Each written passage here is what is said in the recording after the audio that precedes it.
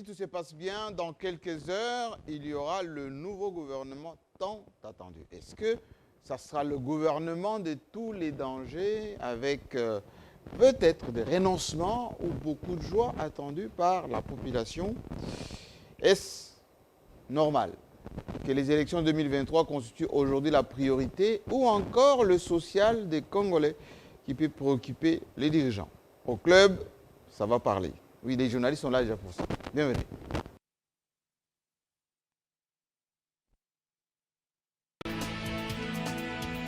Pour analyser, décortiquer l'actualité de la semaine avec beaucoup d'impertinence, beaucoup d'insistance et beaucoup d'objectivité. Si vous voulez savoir comment ça fonctionne ici en RDC en matière d'actualité nationale, panafricaine et internationale, les journalistes congolais analysent avec beaucoup de logique. Vous savez, M. Jean-Marie Kassamba, si peut-être aujourd'hui la vision de cette chantier était appliquée à 90%, moi j'ai toujours été convaincu que Kabila allait rester dans ce pays président, je dirais même président à vie. Aujourd'hui dans notre pays, nous avons accepté la démocratie, Jean-Marie Kassamba. Et la démocratie, c'est aussi le respect de la séparation de pouvoir. Et dans cette classe politique, les gens à conviction sont à compter sur le bout des doigts d'une seule main. Et je pense que maintenant, il faut remettre de l'ordre le chef de l'État et veiller les cabinets ou les chefs des cabinets du chef de l'État. Quand il agit, son chef est-il au courant? On a décidé au Conseil des ministres d'enclencher les actions judiciaires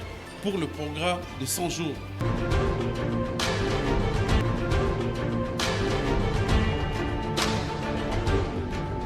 C'est chaque samedi 18h sur votre chaîne.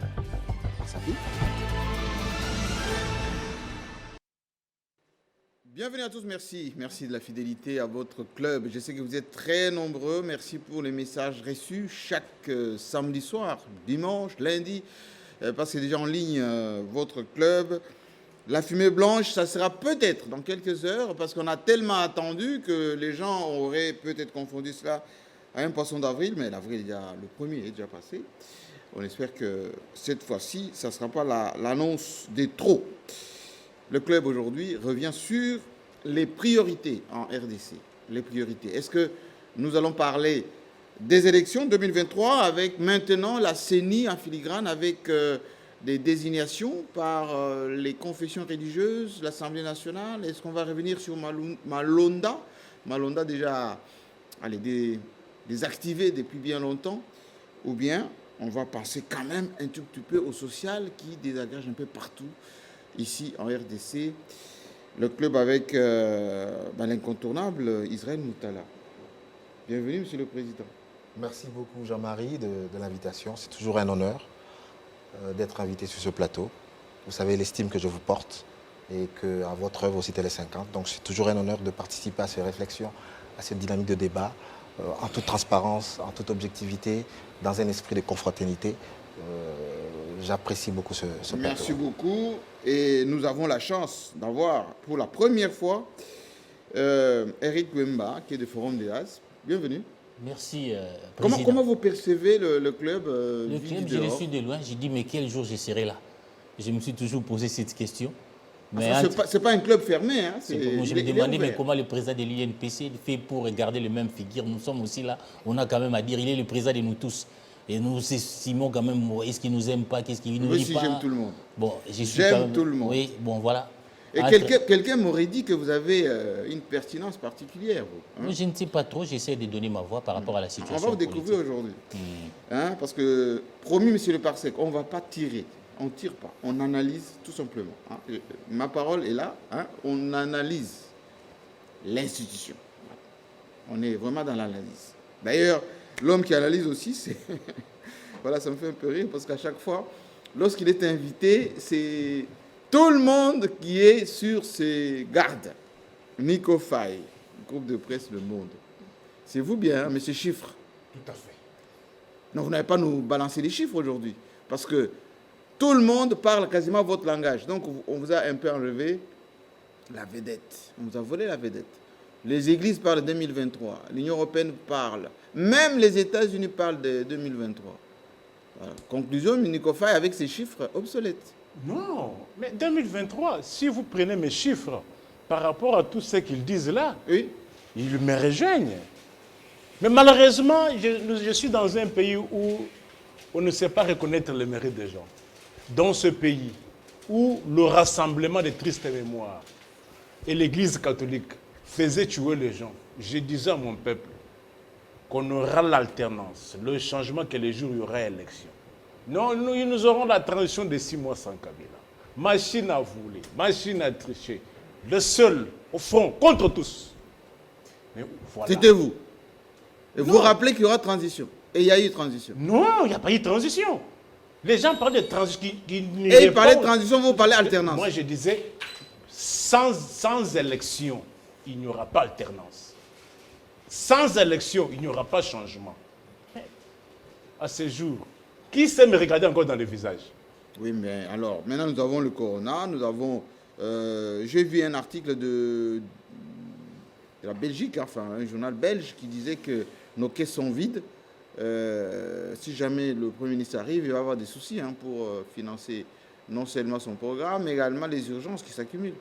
Tout à fait. Donc ça va en quelque sorte bousculer vos chiffres. Non. Les chiffres ne peuvent jamais être bousculés. Mais avant toute chose, il faut procéder au rappel national. Il reste 1003 jours pour la fin de ces mandats. C'est-à-dire 1003 jours. Mandat au pluriel. C'est-à-dire le mandat du président de la République, le mandat du Parlement, le mandat des assemblées provinciales et des gouverneurs des provinces. Mais pourquoi ce rappel national? Que les gouvernants se mettent en tête que c'était un mandat et non une carrière. Ma question demeure, combien ont-ils déjà réservé à la CENI dans les 2 exercices, c'est-à-dire 2019-2020? Les élections coûtent cher, énormément cher, plus ou moins $1 milliard. N'attendez pas la dernière année pour commencer à toucher ça et là. Au gouverner, chercher les moyens, payer les témoins, les aligner dans tous les bureaux de vote. Gagner l'élection présidentielle à Kinshasa n'est pas synonyme d'avoir gagné une élection présidentielle. Le Congo, c'est 2 345 km². Bunyiri, c'est le Congo. Chinchangu, c'est le Congo. Popo Kabaka, c'est le Congo. Bassankousou, c'est le Congo. Partout là-bas, il faut aligner le témoin. Mais je n'aimerais plus encore qu'on fasse encore tuer mon peuple avec les discours du genre « on a volé ma victoire ». Boula la Pungi à Babébé, vérité des urnes. Cette fois-ci, n'achetez plus encore les 40 000 smartphones. À quoi avait-il servi? Or, nous avions 65 000 bureaux de vote. Un parti politique sérieux, un candidat sérieux, un groupement politique sérieux ne peut aligner que 65 000 témoins. À raison de $20 américains, vous dépenserez 1 300 000 $ américains. Le PV ne peut être ramené que par le témoin. L'Église catholique, c'est une ASBL. Elle n'aligne pas les témoins. Par ricochet, elle aligne les observateurs. Bon, les PV ne sont remis qu'aux témoins. D'accord. Covid, c'est un alibi. Il y a la rubrique de Covid. C'est 393 jours depuis que Covid s'est officiellement décrété au Congo. Mais Covid, lorsque je le faisais, on ne comprenait pas. Mais pendant la même période de Covid, il y a déjà 8 pays africains qui ont organisé les élections présidentielles, séparées même avec les législatives. Dans 8 jours, N'Djamena va aller aux élections. Dans 8 jours. Avec Covid toujours. Avec Covid. C'est-à-dire, il n'y a pas de bonnes raisons. Mais avec Covid, parce que je disais que non, cette histoire, c'est un commerce qui ne dit pas son nom. On vient de m'appeler avant-hier qu'il y aurait un médecin et un croque-mort de clinique Ngaliema qui serait à Makala. Pourquoi? Il y a une famille qui a amené leur patient. Internet 3 jours à la salle d'urgence. Transféré au coma. La personne meurt. Sans qu'on ait signalé Covid. La famille part, on met le corps à la morgue. On revient, on trouve le corps déjà emballé, étiqueté Covid. On a esté le médecin au parquet au parquet général de Kinshasa Gombe. Le médecin et le croque-mort seraient déjà à Makala. Pourquoi? Non. Est-ce que celui qui était mort, était-il mort de Covid? C'est la famille qui s'est plainte. C'est le médecin qui acte ça. Lorsque la personne était aux salles d'urgence, il n'y avait pas Covid. Lorsque la personne est entrée aux soins intensifs, il n'y avait pas Covid. Mais c'est la raison pour laquelle on a posé la question au médecin, montrez-nous les résultats attestant que la personne était morte du Covid. On n'a pas su apporter la preuve en est que le médecin et le croque-mort seraient à Makala. Qu'est-ce que vous insinuez? Non, c'est pour vous dire que si le lundi, je serai au parquet général parquet général de Kinshasa-Gombe. Si une telle information s'avérait vraie, c'est pour vous dire que non, et Jacob. Parce que, quelle est l'intention qu'a un médecin pour un malade qui est mort d'une autre maladie et qu'on étiquette Covid? Qu'est-ce qu'il gagne? Qu'est-ce que cela cache? C'est-à-dire, il y a les intentions pécuniaires. Est-ce qu'il y a d'autres dates? Oui. Vous avez la deuxième rubrique, 652 jours, au-delà de 100 jours du chef de l'État. Vous prenez le programme 100 jours, vous ajoutez 652, c'est-à-dire vous allez totaliser les nombres que... Mais on a maintenant Chile Gelou, donc ça ne marche pas. Chile Gelou. Attention, je ne suis là que pour tirer la sonnette d'alarme. Oui, mais Chile Gelou, c'est un programme. Chile Gelou. Oui. Écoutez, c'est bon. Exemple. Est-ce que Chile Gelou est une copie conforme du programme 100 jours? Non, non. On évoque toujours ce genre de programme pendant la période où il n'y a pas un gouvernement responsable. Le programme 100 jours, il y avait quel gouvernement responsable? Qui a dépensé l'argent? On a assisté à un procès bidon où les directeurs des cabinets et le conseiller principal s'est régenté à la responsabilité au moment où même le conseiller principal... Mais où est le rapport avec les Gelou? Mais je vous dis, pendant quelle période? C'est dans quelle loi des finances? Qui engage les dépenses? Les problèmes se posent voilà. Qui engage l'argent des contribuables congolais? Tout est centré à la présidence. Mais il y a la vision quand même. La vision ne se trouve pas. Oui. Mais nous sommes dans un État. Ce qui régente un État, s'il vous plaît, le pays va s'arrêter parce que... Jean-Marie, ce qui régente l'État, c'est la Constitution de la République. Qui doit engager les dépenses? En cas de problème, qui va répondre? Le président de la République n'est pas responsable devant le Parlement. C'est le gouvernement. Mais à ce stade, tout est centralisé à la présidence. Les léopards n'ont pas pu effectuer dans de bonnes conditions à cause du blocage de la présidence. Le peuple congolais n'a pas suivi le match parce que la présidence n'avait pas décaissé de l'argent. C'est normal dans un État. C'est vrai que c'est le directeur des cabinets qui Depuis quand vous allez retrouver un directeur des cabinets dans la chaîne de dépenses? Et vous voulez encore nous ramener un autre procès bidon du genre programme procès 100 jours? Le peuple congolais n'a pas besoin. Merci beaucoup. Je pense que ça nécessitait l'apostrophe quand même. Mais moi, je suis préoccupé par la situation qui prévoit l'Assemblée provinciale de Kinshasa avec le président Godin Poy, qui est des notoriétés sobres et bons citoyens, parce que non seulement ses interventions, notamment ici à Télé 50, vous les appréciez, mais aussi tout ce qu'il pose comme acte des dénonciations depuis qu'il est là. Mais apparemment, il est dans le collimateur de certains. Alors, je suis avec Israël Moutala, qui est aussi réputé pour quelqu'un d'équilibré, très équilibré d'ailleurs. Qu'est-ce qui se passe en réalité au niveau de l'Assemblée provinciale de Kinshasa? Pourquoi on en veut tant à ces présidents Poy, pasteur de son État? Avant de réagir sur cette question, j'aimerais un peu dire un mot sur les élections. Oui. Voilà. Pourquoi je ne partage pas l'approche des dates de Nico, de Nico, oui. Parce qu'il considère les élections comme une panacée. Moi, je ne considère pas que les élections sont une fin en soi. Les élections, pour moi, c'est un moyen, justement, où on renouvelle la classe politique. Et au-delà même de l'alternance, il faut une alternative. Parce que le piège ici, c'est quoi? C'est des alternances sans alternative. Et on a vu que les premiers pas de l'UDPS, jusqu'à présent, ça a été plutôt une alternance sans alternative. Pas de fond. Qu'est-ce que ça veut dire sans alternative? Ça veut dire il n'y a pas eu une offre alternative à Joseph Kabila. Qualitativement, ce pays avait besoin de rupture. Avait besoin de rupture. En matière de gouvernance, les ministres de l'UDPS sont aussi médiocres, si pas pires que certains ministres de Joseph Kabila. Attention, vous aurez et donc, Oh non, je ne suis pas... Les combattants sont intraitables en ce moment. Dès que vous touchez à UDPS, à ses ministres, Le problème, c'est que... vous avez une salve de... Le problème, c'est que ma liberté d'opinion, ma liberté de penser, ma liberté d'expression n'est pas aliénable.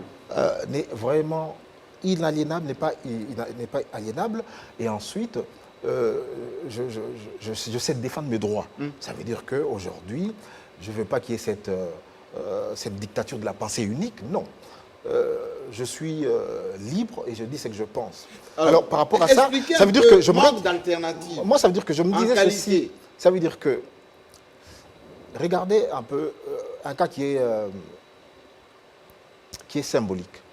C'est le gouverneur du Kasaï oriental. Oui, Maouéja. Alors, il est des qui n'a pas voulu quitter son poste d'ailleurs, qu'il est revenu tambour battant. Il est des notoriétés publiques qu'il est incompétent. Mais en le nommant, en le proposant à ce poste-là, l'UDPS a récompensé, comme dans ses habitudes souvent, la fidélité au détriment de la compétence. J'espère que cette fois-ci que le président de la République a les commandes, après la réqualification de la majorité à l'Assemblée nationale, qu'il va, cette fois-ci, privilégier la compétence à la fidélité. Les militants, c'est bien, mais pour nommer les gens, et c'est triste, il ne faut pas récompenser une certaine fidélité. Donc, parce que la fidélité, le militantisme, ça ne résout pas le problème. Tu peux avoir fait 30 ans comme militant de l'UDPS, 40 ans ou même plus de 100 ans. Mais pourquoi ils se sont battus alors? Peu importe. Il faut bien qu'ils se retrouvent. Non, peu importe. Mais vous allez vous retrouver, vous avez quelle qualification entre-temps? Est-ce qu'à l'UDPS, il n'y a pas d'autres personnalités de meilleure qualité, de meilleur calibre? C'est ça la grande question. Mais vous avez milité, vous avez sacrifié votre vie, les gaz lacrymogènes, prison. Mais justement, mais est-ce que quand tu as humé du gaz lacrymogène, par exemple, c'est là que tu donnes une qualification, par exemple, pour piloter un avion? Non. Tu n'as pas la qualification d'un médecin, tu as humé du gaz lacrymogène, tu peux aller dans une salle d'opération. L'État, ça se gère. L'État, ça a des normes. L'État, ça demande de prérequis. L'État, c'est une grosse machine au service de l'intérêt général. Et donc, pour donner à quelqu'un cet instrument, il faut qu'il en ait les capacités. Et donc, j'aimerais que l'UDPS soit regardant sur cette question-là de la compétence. Parce qu'on va perdre, on va tourner en rond. Vous êtes en train d'anticiper sur le gouvernement, là. Non, je vous vois apprécier les ministres entrants avec un peu plus d'exigence. Non, c'est parce que vous m'avez ramené cette question d'alternance sans alternative. Oui. Je disais que le Congo avait besoin de choc de rupture. Mais dites-nous aujourd'hui, sommes-nous dans un autre Congo? Qu'est-ce qui a fondamentalement changé? C'est ça la grande question. Qu'est-ce qui a fondamentalement changé en termes de gouvernance? Sommes-nous mieux gouvernés qu'hier? On est l'état de droit, on arrête les gens. C'est ça le problème. Sommes-nous mieux gouvernés qu'hier? Est-ce que, de manière qualitative, notre gouvernance a fait un bond? Comment? Est-ce que c'est quantifiable? À quels indicateurs? Voilà les questions qu'on doit se poser. Donc, par rapport à ça, je pense que le président lui-même a fait le constat de l'échec. Il a estimé qu'il fallait réqualifier la majorité. Et cette fois-ci, il n'a pas droit à l'erreur. Alors, c'est ce que je disais à Nico. Les élections ne sont pas une panacée. Et moi, je commence à m'interroger même pour notre pays.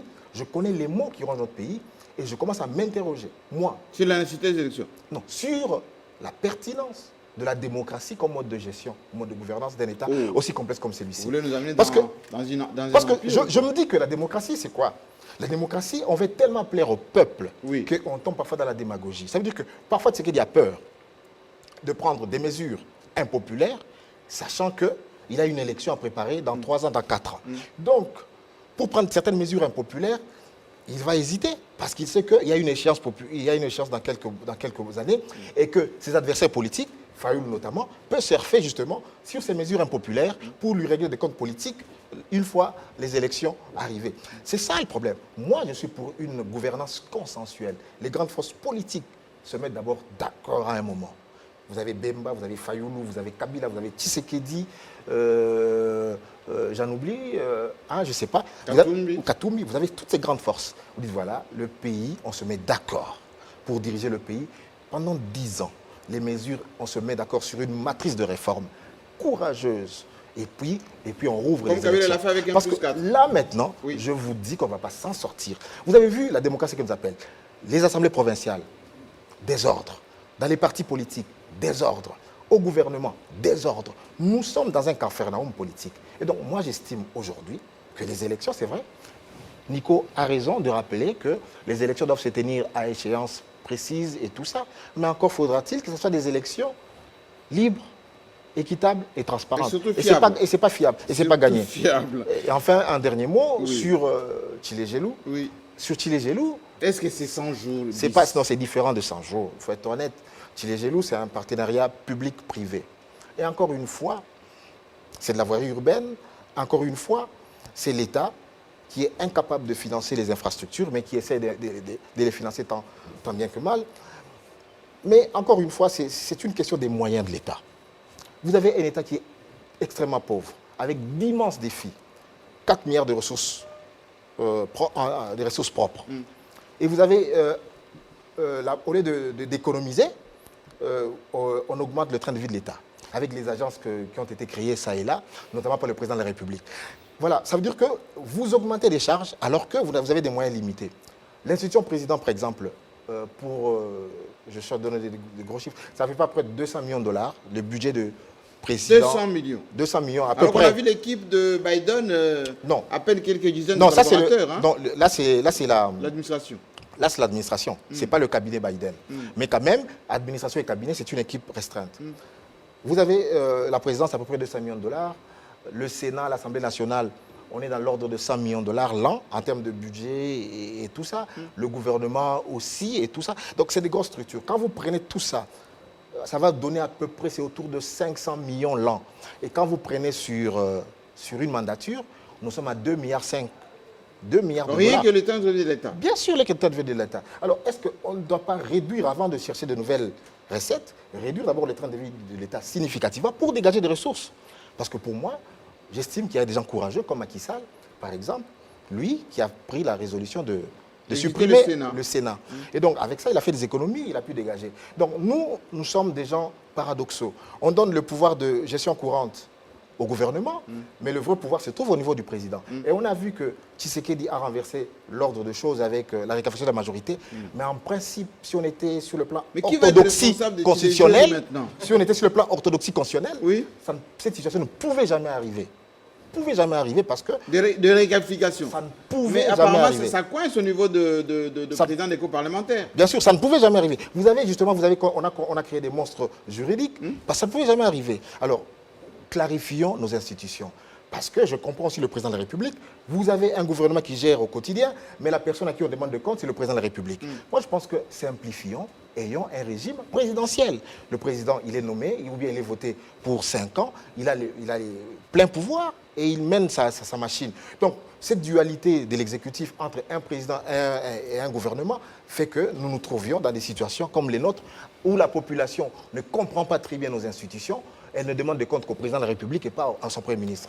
Merci. Alors, on va faire intervenir Eric Wemba parce que lorsqu'on regarde de près, la remarque d'Israël Moutala est plus que pertinente.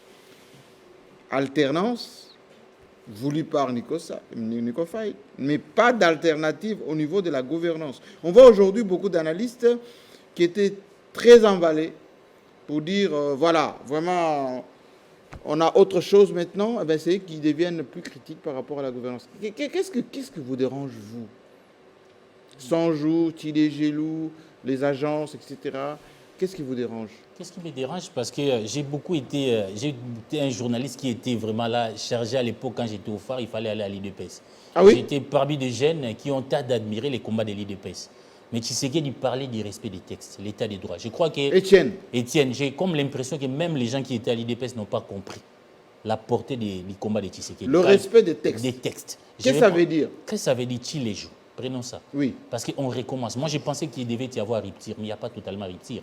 Vous savez, les vrais problèmes du projet Boukangalonzo. Oui. À l'époque, au niveau de l'Assemblée nationale, il y avait des députés qui avaient dénoncé le fait que quand on engage un projet extra-budgétaire, c'est-à-dire qui n'a pas été prévu dans la loi des finances, on doit avoir l'aval du Parlement. Et ça n'a pas été le cas dans les projets Boukangalonzo. Il y a eu des dérapages.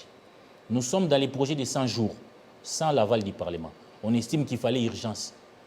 Il y a eu des dérapages. Nous avons estimé qu'on a... vous avez peur que Tchilé-Gelou connaisse la même situation? Il y a déjà des dérapages parce que rien n'est clair. Quelle est la part de l'État et des privés? Israël ne nous dit pas. Mais Israël a dit qu'il y a partenariat public. Oui, privé. comment se sont passées les passations des marchés là-bas? Ça ne se fait pas. Mais plus tard, comme on a un pouvoir, j'ai remarqué que l'IDPS, depuis qu'il est au pouvoir, il n'est responsable de rien. Ça veut dire que tout ce qui ne marche pas, ce sont les autres. Hier, c'était Kamere. Je crois que même Guilain Diém, qu'on donne aujourd'hui les mêmes pouvoirs Kamere, doit s'en méfier. Parce que quand ça va claquer, on va dire que c'est Niemo. Les pauvres. Les pauvres. Maintenant, on ne comprend pas, on répète les mêmes erreurs. Il n'y a pas rupture. C'est ce que nous disons, l'alternance sans alternative. On répète, vous voyez ce qui vient, quand Israël dit que ce qui vient de se passer au ministère de l'économie. On va demander des comptes au président à la fin. Alors, le président ne prend pas de précautions pour quand même faire quelque chose, pour avoir un bilan quand même à défendre en 2023. Oui, bon, parce que comme le gouvernement traîne, il faut bien faire quelque chose. Ah, il doit faire quelque chose, mais qu'est-ce qu'il fait entre-temps? Je vais donner un exemple, le scandale qui vient de se passer au ministère de l'économie. Il y a des gens qui veulent... Oui, mais il y a une affaire de 80 millions.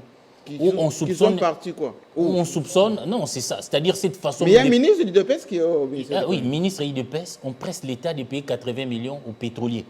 Cette façon, quand un ministre fait pression au ministre des Finances, c'est qu'il a des intérêts. Donc il y a 12 millions de rétrocommissions. Il y en a eu dans l'affaire 15 millions, par exemple. Oui, mais il y a... Dans cette affaire, on récidive là, alors qu'on a eu quand même un précédent avec les 15 millions. Dans un pays où l'impunité est érigée en système, il y a eu l'affaire 15 millions. Oui. Les gens ont réclamé... Toujours au ministère de l'économie. Oui, non, toujours au ministère. À l'époque, avec Vital Kamere, tout ça, on a parlé qu'il y a eu des problèmes de rétrocommission de 15 millions. Les cas Piambon fait des bruits. Tout le monde a réclamé un procès, mais ce dossier a été classé. Simplement, selon nos informations, on a estimé que Kamere n'y était pour rien. Il y avait certains proches du président qui étaient impliqués dans l'affaire. On a classé les dossiers. Mais maintenant, là, le chef de l'État lui-même va dans un média international, on lui pose la question, mais qu'est-ce qui se passe dans son pays? Il avait relativisé. Il dit non, écoutez, c'est ce qu'on appelle chez nous COP. Alors, la ministre de l'économie, quoi de plus normal de trouver ça normal? C'est 12 millions. 12 millions, c'est combien de routes au Congo? Combien de nos enfants? Il y a quand même 12 millions. Oui, il faut qu'on arrête un moment. Vous savez, cette façon de banaliser les finances publiques, cette richesse, c'est une richesse commune. Si M. Jean-Marie, vous êtes là, c'est que vous gérez l'argent de tous les Congolais. Ce n'est pas l'argent de votre proche ni de votre famille. C'est pourquoi j'ai toujours donné l'exemple d'Emmanuel Valls. Il se permet d'aller avec ses 2 enfants, à l'époque, pour suivre les matchs de Barcelone. On l'interpelle, il a remboursé 2000 €. Mais aujourd'hui, les gens trouvent quand même normal que les gens sortent 12 millions pour une session extraordinaire. Il y a des gens qui sont prêts à défendre ça. On a vu dernièrement les fils de Tshisekedi là. Moi, j'ai tweeté ça. Il y a eu des gens qui mais où est le problème? Le président peut amener son fils quand même. On se pose la question, il est majeur, il voyage à quelle qualité? S'il travaille dans les cabinets du président... Mais s'il est conseiller privé du président, il a droit. On doit nous le dire. Mais c'est flou. Non, quand même. C'est assez flou. Un conseiller privé d'un chef d'État, il a quand même droit. On doit nous le dire, on doit communiquer. Nous avions posé la question à la présidence, on ne nous a pas répondu. Qu'il a voyagé à quelle qualité? On ne sait pas. Mais nous constatons que Macron a remis 2000 €. Seulement pour ces 2 enfants. Ça veut dire que là-bas, on ne blague pas, il y a une opinion publique. On ne blague pas avec l'argent de l'État. Ça doit s'arrêter à un moment donné. Parce que j'ai vu les chefs de l'État, quand il était à Qatar, être émerveillés par l'aéroport. Mais parce que ces gens ont pris les choses au sérieux. Nous ne prenons rien au sérieux. On a parlé de l'aérogare de Djili. Jusqu'à aujourd'hui, on ne sait pas comment ça se passe. Pour quelqu'un qui allait quand même dans les manifestations de l'IDPS, qui avait beaucoup d'admiration pour Etienne Tshisekedi, etc., vous êtes un peu radicalisé là. Non, je veux dire, c'est un désenchantement. C'est un peu comme l'indépendance. Aujourd'hui, l'alternance du Congo ne ressemble pas à l'indépendance. Vous savez, dans les années 60... Mais vous n'êtes pas un peu impatient, non? Non, ça veut dire que les décors implantés... J'ai dit que les décors implantés, moi, je n'attends plus de miracles. C'est un échec. Moi, je suis de ceux qui pensent aujourd'hui la meilleure façon pour que Tshisekedi sorte dans la grande porte de l'histoire. Ça, c'est mon point de vue, je l'ai dit. Et je l'ai dit à certains proches de Tshisekedi, il y a une jurisprudence dans le monde. Il s'appelle François Hollande. C'est-à-dire je n'ai pas répondu aux attentes, aux aspirations. Qu'est-ce que j'ai fait? Je ne postule pas pour un second mandat. C'est mon point de vue. Il sortira, ça ne sert à rien de manigancer. Il a encore 3 ans. Oui, il peut sortir par la grande porte de l'histoire. Moi, je propose une voie de sortie. C'est d'imiter François Hollande. Parce que Tshisekedi, c'est vrai, ils ont remporté la victoire politique, ils ont gagné les élections. Ils ont remporté la victoire politique vis-à-vis de Kabila. Ils ont les contrôles de l'armée, mais une victoire politique n'est qu'une victoire si elle se concrétise sur le plan économique, sur le plan social. Sortez de la rue. Il y a ce qu'on appelle les boycotts d'exaspération, surtout avec les couvre-feux.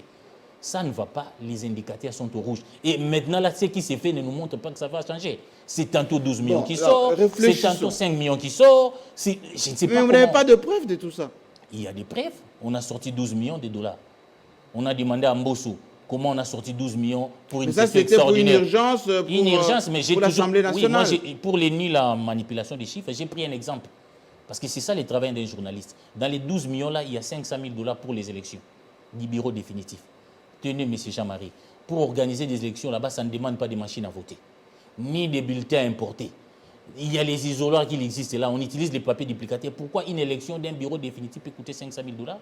Et cet argent est sorti même sans ventilation claire. On a fait pression à Sélé Yaragouli. On doit s'arrêter. Je crois que si les Belges ont réalisé des choses dans ces pays parce que l'administration coloniale ne coûtait pas cher, on prenait l'argent, la richesse que nous créons nous tous doit profiter à nous tous. Vous n'êtes que des mandataires, les Congo ne vous appartient pas. Alors revenons au débat. Pour vous, est-ce que la priorité, c'est les élections 2023 avec la mise en place de la CENI ou la priorité, c'est le social dont vous parlez, que Non, tous les les élections, indicateurs sont c'est un au rouge. droit constitutionnel. Ça veut dire que quand vous dirigez, nous avons voté ça au référendum. Ça ne nécessite pas débat. Je comprends les soucis d'Israël, mais on doit organiser. Mais Israël dit que est-ce qu'il y a une nécessité de le faire à mais tout moi, prix, oui, ce n'est moi, pas je une suis fin en inquiet. soi. Nico peut bien balancer ces chiffres, mais je lui informe qu'aujourd'hui, rien n'est donné au budget de la CENI. Il n'y a rien, zéro. Ah bon? Rien du tout. Mais parce que pour le Les élections- recensement, on a parlé de 300 millions. Oui, l'ONIP n'a Par, posé, l'ONIP, oui. posé la question. Recensement, même l'ONIP, on ne donne pas les moyens. Pour organiser les élections, pour faire tout ça, il faut des moyens, on ne donne pas les moyens. Mais je pense que le glissement ne profitera pas à Tshisekedi. Et Kabila en a souffert. Il faut tirer les leçons. Kabila était obligé de partager les pouvoirs avec les Lissanga. Quand vous entrez dans cette phase-là terrible, alors vous allez partager les pouvoirs parce qu'il y a des gens qui n'attendent que ça. Qui n'attendent que ces moments de dialogue pour vous dire que non, personne n'a un mandat. Perte de maintenant. légitimité. Perte de légitimité, partageons les pouvoirs. Mobutu en a souffert. L'IDPS qui était dans ces combats devait tirer les leçons. Je constate que l'IDPS au pouvoir n'a pas tiré toutes Mais les parce leçons. que quand moi j'ai écouté quelqu'un de dire que, enfin j'ai traduit en lingala, en 2023, vous retournez en Goulou. Autrement dit, vous allez vous en prendre On à ne sait pas, vous-même. tout est imprévisible. Est-ce que ça profitera à l'IDPS, le glissement? Le glissement n'a pas profité à Kabila. Je l'ai toujours dit, j'ai dit à un kabiliste, si Kabila avait organisé les élections dans les délais, il allait peut-être imposer son chadari. Les gens étaient fatigués des marches partout. Vous avez vu qu'un candidat, un dauphin d'un président qui a dirigé pendant des années, être troisième. C'est-à-dire que le glissement n'a pas profité à Kabila. Et ne profitera pas à Tshisekedi. C'est une erreur politique grave de penser que le glissement profite à un président. Alors- Mobutu en a souffert, il est allé à Kaweli. Alors admettons que si tout se passe bien, la fumée blanche est pour dans quelques heures, et qu'on a un nouveau Premier ministre qui est déjà là, mais il y a quelque chose qui m'a un peu gêné dans ce nouveau Premier ministre. Pourquoi il a commencé à travailler avant remise de reprise? Non, Il ne reçoit, tra- il ne tra- il... non, il ne travaille pas, il fait des audiences. Moi, je l'ai appelé. Oui, mais à quel titre? Il reçoit les ambassadeurs. Les il ambassadeurs, reçoit- c'est-à-dire que nous avons un Premier ministre qui n'est que là pour inaugurer les chrysanthèmes. Ce n'est pas un Premier ministre. Moi, je l'ai appelé le premier commissaire d'État. Ceux qui connaissent l'histoire politique du Congo, ils savent qu'un premier commissaire d'État ne forme pas les Mais pourquoi on va le rencontrer lui alors qu'il n'a pas fait remise de reprise? Sur base de quel dossier? Non, nous ne comprenons pas, parce que tout ça, c'est le gaspillage, parce que le Congo paye 2 premiers ministres maintenant. En même temps. En même temps, c'est déjà 45 millions. J'ai appris. Ça coûte. non, Pépé, non, c'est Non, ça ne millions. peut pas coûter. Non. Pas autant quand Ça peut même. pas coûter autant. Parce que même cette histoire de chambre ou de suite. ça peut pas non, au je ne sais fleuve pas, je n'ai pas de Congo, chiffres. Mais écoutez, il savait que c'est je le Premier refuse ministre la il est guerre chez des lui à la chiffres. maison, il n'est pas. J'ai dit, Valza a remis 2000 €. Même $1 gaspillé comme ça, inutilement, alors qu'on pouvait éviter, ça coûte énormément à l'État. J'ai dit, ceci, on a en face de nous d'un premier commissaire d'État. C'est pourquoi, pour moi, la sortie du gouvernement, c'est un non-événement. Non, mais quand même. Un non-événement C'est parce très que... attendu parce qu'il y a Non, beaucoup de gens qui j'aurais doivent pu se- attendre ça s'il y avait un Premier ministre qui forme réellement le gouvernement. Mais c'est ce qu'il a fait. Ah, c'est ce qui ne fait pas. Les listes viennent de partout. Il y a eu une dernière réunion où on a invité le Premier ministre, mais en face, il y avait Kabouya, il y avait Kabound. Non. Lui, mais je vous dis, avant que les chefs de l'État, je détiens ça des sources. C'est-à-dire qu'il y a là, Kabound est d'aujourd'hui. Mais il a consulté le Premier ministre. Kabound vient avec son quota. Il ne forme pas les gouvernements, M. Jean-Marie. Le pauvre ne forme pas les gouvernements. C'est la logique mobutiste qui est à l'intérieur de Tshisekedi. Il ne faut pas nommer des gens qui existent. C'est pourquoi on a écarté Bahati. Il faut nommer des gens qui ne devront leur aspiration qu'au président. C'est un peu machiavélique, c'est ce qui se passe. Et attendez-vous dans ces gouvernements, on ne voudra pas des poids lourds. Mais Samy va dire, bah, c'est un poids lourd quand même. Non, pas un poids. Il faut voir s'il sera là. Je ne dis pas que tout le monde ne sera pas poids lourd, mais vous allez entendre un gouvernement où il y aura beaucoup d'anonymes. Les grands noms, j'ai appris qu'on a enlevés. Oh. Des anonymes, des gens qui ne pèsent pas, des gens qui n'existent pas, seront dans ces Nico gouvernements. Faye, vous avez inoculé votre venin quasiment dans tout le monde. Voilà. Et quand je nous écoute, Eric Gouem, on a l'impression que le pessimisme a gagné beaucoup d'espace. Hein. Vous savez, vous les Congolais, il faut des séances de délivrance. Délivrance. Oui. C'est le réalisme dans ce pays. Mais comment vous voyez tout au rouge lorsque nous avons un président de l'Union africaine qui reçoit ici beaucoup de délégations qui arrivent. Le nouveau président des États-Unis a envoyé une délégation il y a quelques jours à peine.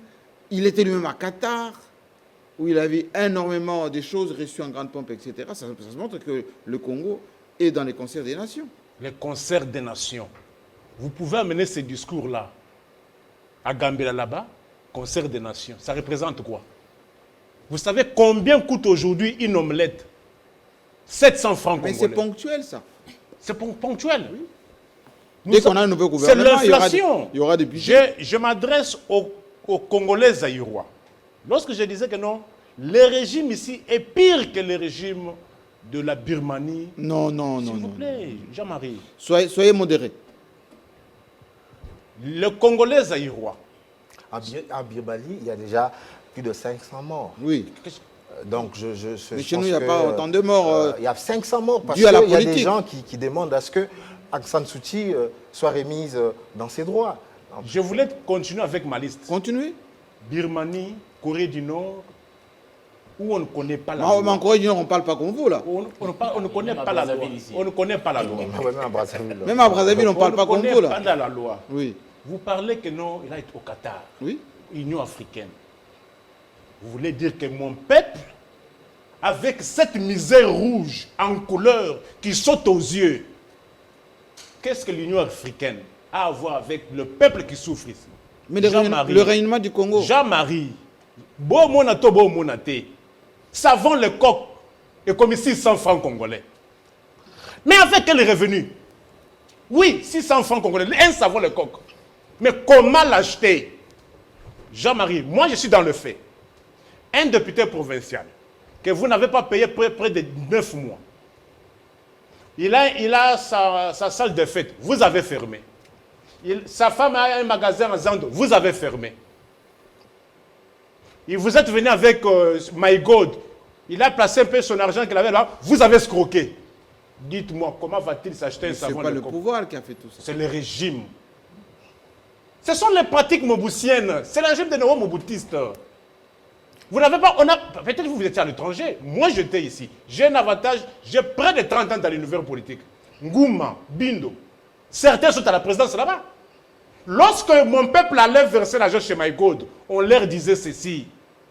Le régime veut que tout le monde vienne des millionnaires. Kabila avait... Ce n'était pas dans ce sens. S'il vous plaît. Non. Les millionnaires dont parlait le président Tshisekedi. Moi, je ne parle pas... Je n'ai pas cité le nom d'Antoine. Je dis là où quand mon peuple partait auprès de My God, on leur disait ceci. Le régime veut que tout le monde devienne des millionnaires. Kabila ne voulait pas que les gens deviennent des millionnaires. Mais aujourd'hui, comment voulez-vous? Nous dirons que non, c'est une escroquerie organisée. Vous laissez les gens d'abord escroquer le peuple congolais leur argent. Après, vous venez fermer. Sans avoir pris les mesures conservatoires. Si on était innocent, on ferait quoi? On prend d'abord des mesures conservatoires. C'est-à-dire, on saisit d'abord les promoteurs. Après, l'on ferme. Mais vous n'avez rien saisi, mais vous fermez. À qui est-ce qu'on va les réclamer? N'est-ce pas une escroquerie de l'État? Je continue. Je pense que les promoteurs de Maïgol ont été poursuivis en justice. La procédure suit son cours.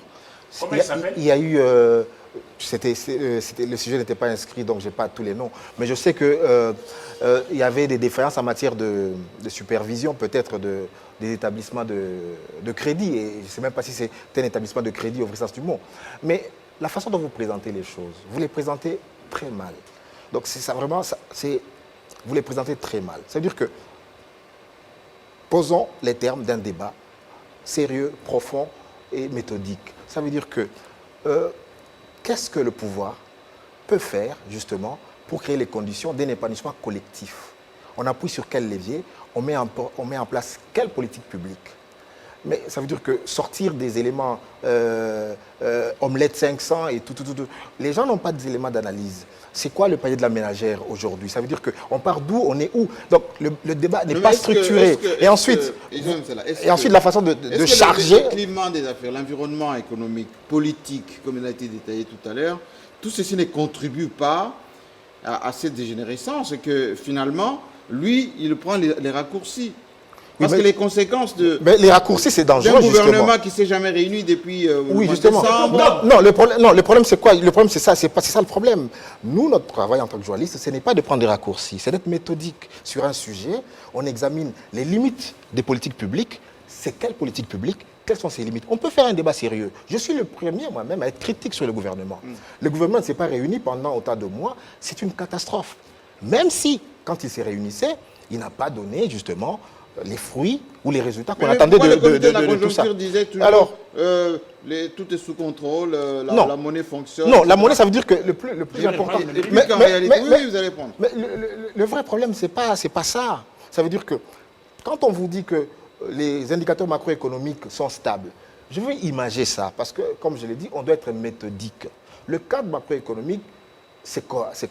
C'est comme si vous avez un lopin de terre, et que ces lopins de terre se trouvent, par exemple, à proximité d'une porcherie, et que souvent, ces porcs là-bas quittent leur porcherie pour venir, justement, débroussailler, ou bien comment... arracher les plantules ou tout ce que vous plantez. Le cadre macroéconomique, c'est quoi? Ça veut dire que vous mettez une clôture pour que vous vous adonniez à votre culture sans que ça ne soit gêné. Mais est-ce que c'est fait ça chez nous? Quand vous mettez cette clôture-là, ça ne suffit pas. Il faut avoir la bonne sémence, il faut avoir la bonne terre, il faut avoir la bonne technique culturelle, il faut avoir une bonne irrigation. Donc ça veut dire que le cadre macroéconomique, c'est un préalable. Alors voilà, donc c'est un préalable pour attirer les investissements. Et encore, il faut que nous nous interrogions nous-mêmes en tant que Congolais. Est-ce qu'on a un esprit d'entreprise? On a un esprit d'entrepreneuriat. Tout le monde ici se bat pour devenir ministre, pour devenir député. C'est ça le problème. Et c'est de la jouissance. Mais où est l'incitation? Parce qu'on a vu à un moment donné que le président lui-même, lorsqu'il a commencé ses premières activités, mais quand il y a eu des agences, investissements, télécom. Le vrai problème est là. Quand vous parlez des millionnaires, justement, que Nico est en train de brocarder avec MyGold, non, c'est des questions sérieuses. Quand Tshisekedi dit, voilà, je vais créer des millionnaires, prenons le président au mot. Il en a créé combien? Quelle est la politique qu'il a mis en place pour arriver à la création des millionnaires? Quels sont ces Congolais qui ont des compétences, des capacités techniques, des capacités financières qui peuvent s'associer dans tel secteur? Les secteurs, tous les pans de notre économie sont maintenant aux mains des étrangers. Les supermarchés, les banques et tout. Et d'ailleurs, on voit des supermarchés qui pullulent de partout. Voilà. Mais qu'est-ce qui nous empêche, nous, Congolais, justement, de faire autant? De faire autant. Pourquoi on n'arrive pas, justement, à nous-mêmes avoir un capital? Un capital congolais avec des idées congolaises pour nourrir les Congolais, vêtir les Congolais, faire déplacer les Congolais. On a créé un fonds d'investissement il n'y a pas longtemps, non? Absolument. Et ce fonds, il sert à quoi? Et justement, c'est tout ça. Voilà pourquoi moi je dis que par rapport à ça... Qu'on fasse quand même des analyses. Mais voilà pourquoi je dis que par rapport à ça... Le deuxième aspect, Israël Moutala. La volonté politique pour clairer les richesses s'exprime dans les budgets. On sait, voilà, qu'on veut inciter. Mais aujourd'hui, on a dit à Félix Tshisekedi, pendant les consultations, il faut réduire les trains de vie de l'État. Comment voulez-vous les taux d'investissement pour construire les écoles, les hôpitaux et construire une cité de Congolais? C'est 250 millions, généralement dans nos budgets depuis 2006 jusqu'à aujourd'hui. Mais la rémunération du personnel politique, c'est 1 milliard. C'est comme ça que tout le monde, tous les talents, des éminents journalistes, tout le monde va là-bas. Parce qu'il sait que c'est les moyens les plus faciles, où on peut passer, où je vis des gens, simplement parce qu'ils sont au pouvoir, sont passés d'une pauvreté extrême à une richesse insolente. C'est les moyens les plus faciles. Quand on est au gouvernement ou dans les institutions, tout le monde va être là. On habitait la cité, deux semaines après, on a ma campagne. C'est la volonté politique. Moi, j'ai dit qu'il faut réduire les trains de vie de l'État. Mais nous avions estimé qu'il faut donner des signaux forts. C'est là qu'on répondit sur la motion de Poï. Quand vous regardez la pétition de Poï, vous regardez, c'est pas sérieux du tout. Vous avez des gens qui disent léthargie, qui disent pas de production législative. Mais ils oublient que la Covid, on avait fermé l'Assemblée pendant toute la période de la session. Absolument. Et ils savent que quand on a réouvert, 4 mois après, on a dit on ne peut pas faire de meeting ou de réunion de plus de 10 personnes. Ce sont ces mêmes gens qui mettent dans leur pétition il n'y a pas de léthargie, pas de production législative. Mais comment était-ce possible de le faire en 2020 avec tout ce qu'on a connu? Et vous comprenez que là, justement, on cherche la petite bête. Et quand vous grattez, vous voyez que tel a demandé tel poste à être au gouvernement, à diriger la DGRK, tel a demandé tel avantage matériel, une voiture, voilà. Donc c'est une pétition orientée. Bien sûr. Les vrais problèmes de l'Assemblée provinciale, je me demande à quoi servent aujourd'hui ces assemblées provinciales. parce qu'ils sont censés plus contrôler les gouverneurs. Oui. Mais moi, j'ai appris de mes informations. Ces gens ne sont pas sérieux. Ils ont un groupe WhatsApp dynamique Ngobila. Ils contrôlent plus le président de l'Assemblée provinciale que les gouverneurs. C'est pas vrai. Mais c'est vrai, un groupe WhatsApp dynamique Ngobila. C'est connu. Mais comment Alors, les gens, ils sont comment les censés députés qui sont censés contrôler, oui, c'est ce qui est grave. Parce qu'on gouverneurs- reproche à Godin Poyi Oui. une procédure illégale. Il peut être réprochable. Mais nous avons vu au marché central. Moi, j'ai toujours dit que c'est par la tête que les poissons commencent à pourrir. Il y a une procédure illégale. Un député provincial a dénoncé ça. Mais pourquoi il n'y a pas eu une motion contre Ngobila? Où on a eu au marché, on ne sait pas, l'opacité la plus totale. Mais On malheureusement... a vu aussi le président qui oui, le président est parti donner sa caution. Qui avait distribué le. Mais c'est que j'ai dit, mais nous marchés. sommes... Je me suis dit, quand j'ai vu le président, nous sommes là... C'était légal ou pas? Illégal totalement, parce que le président, j'ai dit, le respect des textes dans ton pays, il y a l'ARMP qu'on appelle l'organe de régulation des marchés publics. Oui. S'il y a beaucoup de soumissionnaires, c'est là où ils vont aller. Mais le président dit non, toi Hassan, va là-bas. Cette hyper-présidentialisation commence à m'inquiéter. Nous sommes dans un pays de copes ou quoi? C'est Non, Hassan extrêmement n'était pas grave. soumissionnaire. Hassan est la personne qui avait la concession, qui avait encore de droits sur le marché, sur certains pavillons. Et donc, en principe, il a un contrat en bonne et due forme qui devait être Oui, d'accord, mais cassé. est-ce qu'il appartenait au président? Non, il n'appartenait Moi, pas. j'ai dit Hassan, Ça veut dire que consort des en VCNG, droit et oui. dans un état de droit, tu as beau être président de la République, mais il y a des actes que tu ne peux pas poser. Par exemple, un président de la République ne peut pas délivrer un acte de mariage en bonne et due forme. Parce que il n'a pas, c'est pas à lui. ce ne sont pas ses prérogatives. Oui. Et donc, un président, il réfléchit, il travaille pour, dans les cas de ses prérogatives, pour l'ensemble de la République. Est-ce que le président de la République, aujourd'hui, peut aller encore traiter une question du marché de Guémena, peut aller traiter un dossier du marché de Kisangani, un marché de Bouta, un marché de pourquoi Kasumbalesa? seulement le marché- Donc, Mais c'est voilà. même dramatique Donc, là-bas, la en main-d'œuvre- principe, la main-d'œuvre moi, locale. je pense que ça ne J'ai- pouvait pas. Le président des il ne architectes, pouvait pas comme on s'immiscer m'a dans cette appelé, affaire. Oui. on appelle là au marché. C'est illégal la procédure. Il y a l'organe qui ne va pas là, mais ce sont des architectes français.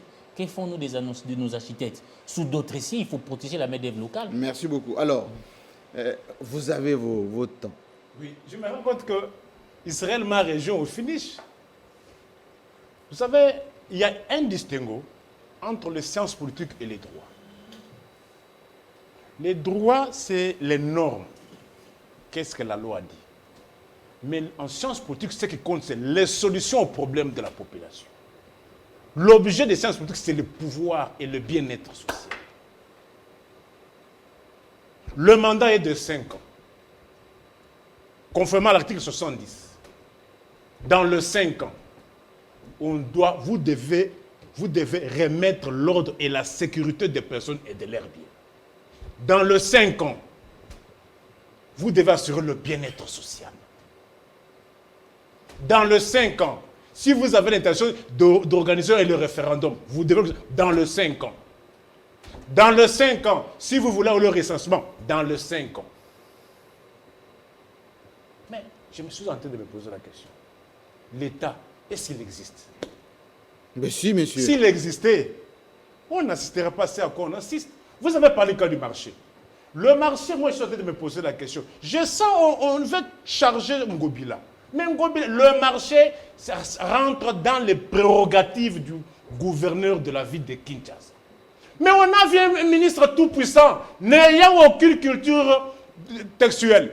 Ça mène avec des Non, policiers. mais l'ordre public. L'ordre public. L'ordre public a dit tout. Écoutez, mais qui doit remettre l'ordre public si ce n'est pas le gouverneur? C'est le gouverneur. Ça rentre dans ses prérogatives. Je n'appuie pas, mais nous disons ceci. Pourquoi mon peuple a perdu plus de 5 mois sans avoir presté? Mais comme la mesure a été déjà prise, on aurait dû commencer à exécuter les travaux. Peut-être aujourd'hui, les travaux seraient presque fin prêts. On a perdu près de 5 mois comme ça. Mais parce qu'il y a aussi la commission qui est présidée par Vijay Chimanga pour un peu mettre de l'ordre dans tout ça. S'il vous plaît, Oui. qu'est-ce que la présidence, moi, défenseur de la Constitution et des autres lois de la République, Je vous donne une constitution d'ailleurs. vous m'avez promis, Si. ne soyez pas Non, aussi c'est l'oubli. C'est ne soyez l'oubli. pas aussi Kadima Minou. Non, non, je vais vous offrir votre constitution. Promis. Vous l'avez La toujours- semaine prochaine, si vous la allez- Constitution vous allez la en trouver nature ici. n'est pas là, Oui. la Constitution en liquide peut exister après l'émission. Non, pour avoir une gouvernance. Alors, vous nous avez votre disons constitution. ceci. Oui. Comment voulez-vous qu'on crée la présidence de la République? Créer une commission pour un marché. Mais Pour un pour marché. mettre de l'ordre. Non. Non, mais Nico, le problème, c'est que moi, je comprends que tu as donné les 5 ans. Mais le problème, notre tâche en tant que journaliste, c'est de dire que les hommes politiques, parfois, ils vendent de rêves à la population. Mais il est impossible aujourd'hui, sur une séquence de 5 ans... Oui, bien sûr. Parce que l'UDPS, le problème, c'était que l'UDPS était dans une opposition systématique. Elle n'avait jamais salué aucune action de l'ancien régime. Donc, aujourd'hui aussi, elle est prise au piège parce qu'il n'y a pas de résultat. Mais, objectivement, en 5 ans, on ne peut que esquisser justement, on peut esquisser un chemin pour qu'il y ait un bonheur collectif. Mais c'est impossible aujourd'hui de quitter, parce que tu veux le bien-être de la population. Le revenu du Congolais aujourd'hui, c'est moins de 500 $ par an. Ça veut dire que chaque Congolais a un revenu de 500 $ par an. Donc pour qu'il y ait un bien-être, il faut d'abord que ce revenu-là, moyen, de tous les Congolais, passe de 500, ne serait-ce qu'à 700, à 1000. Mais aujourd'hui, nous stagnons. Ça veut dire qu'on ne peut pas envisager quoi que ce soit. Mais il faut des réformes. Lesquelles réformes vont porter les fruits? Je vous interromps. Ça veut dire que pas, on recule. Ça veut dire que sur le plan économique... Non, on n'a pas... Non, on ne s'enlise pas, mais on recule sur tous les plans. Je suis, ça veut dire que... Qu'on entame un débat économico-financier, je vous donne les chiffres. Sur le plan économique... Et vous allez voir qu'on a reculé. On a reculé, c'est vrai. Oui. On a reculé, c'est vrai. On a fait toujours le jeune avec un retard. Non, on a reculé, mais on a reculé quand même. Il y a un coupable. L'honnêteté voudrait que... C'est le Covid. Le Covid. Faux. Oh, si. La Banque mondiale, le FMI ont donné les chiffres de croissance. La croissance a été négative. Je crois qu'il y a de nouveaux chiffres qui vont sortir. La croissance a été négative l'année passée à cause de la Covid. Moi, je suis patron d'entreprise. J'ai des bureaux à Gombe. Les bureaux étaient fermés pendant près de 5 mois. Mais c'était la Covid. Ou c'était la Covid, c'est ce que je suis en train de dire. Oui. C'est-à-dire que j'ai payé, ça veut dire que mes charges, j'ai continué à payer mes loyers. J'avais du personnel. Mais entre-temps, j'avais une baisse du chiffre d'affaires. Donc je sais de quoi je parle. Mais cette année ici, nous sommes en 2021. Je vais payer les impôts de 2020 sur l'activité que j'ai réalisée en 2020. Mais le président nous avait pris des mesures incitatives, non? Mais non, mais je ne les ai pas vues. Moi, des soutiens.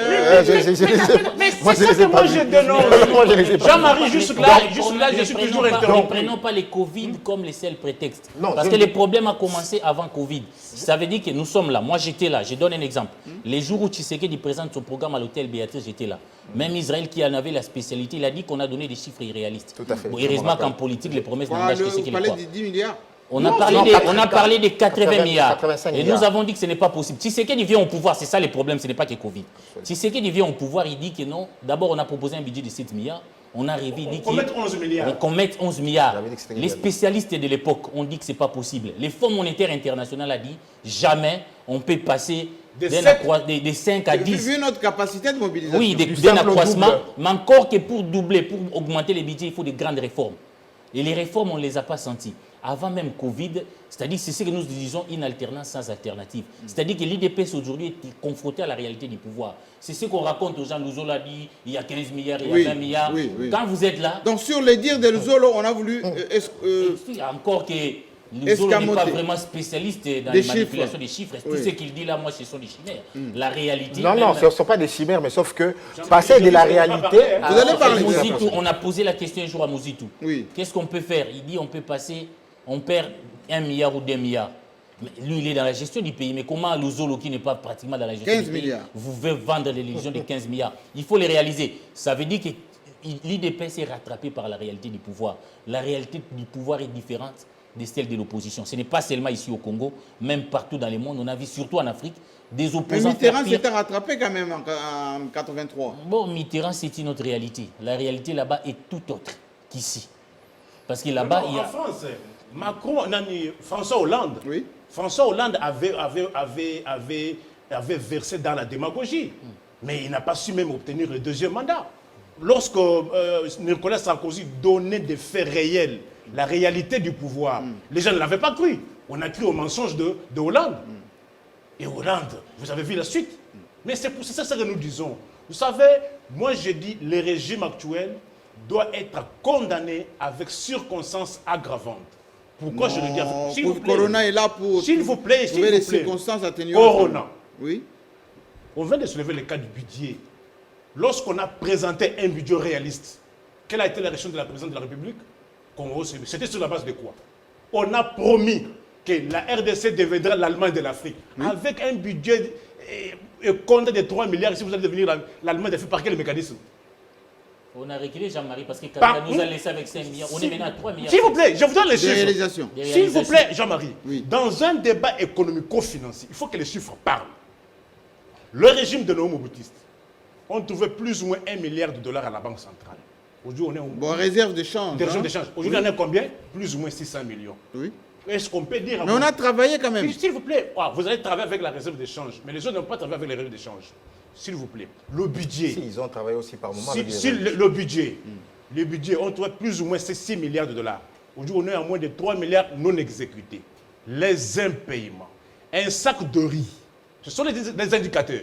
Un sac de riz qui coûtait 28 000 francs congolais. Aujourd'hui, il est à 43 000 francs congolais. Un sac de farine de maïs semoule qu'on achetait à 22 000 francs. Aujourd'hui, il est à 30 000 francs congolais.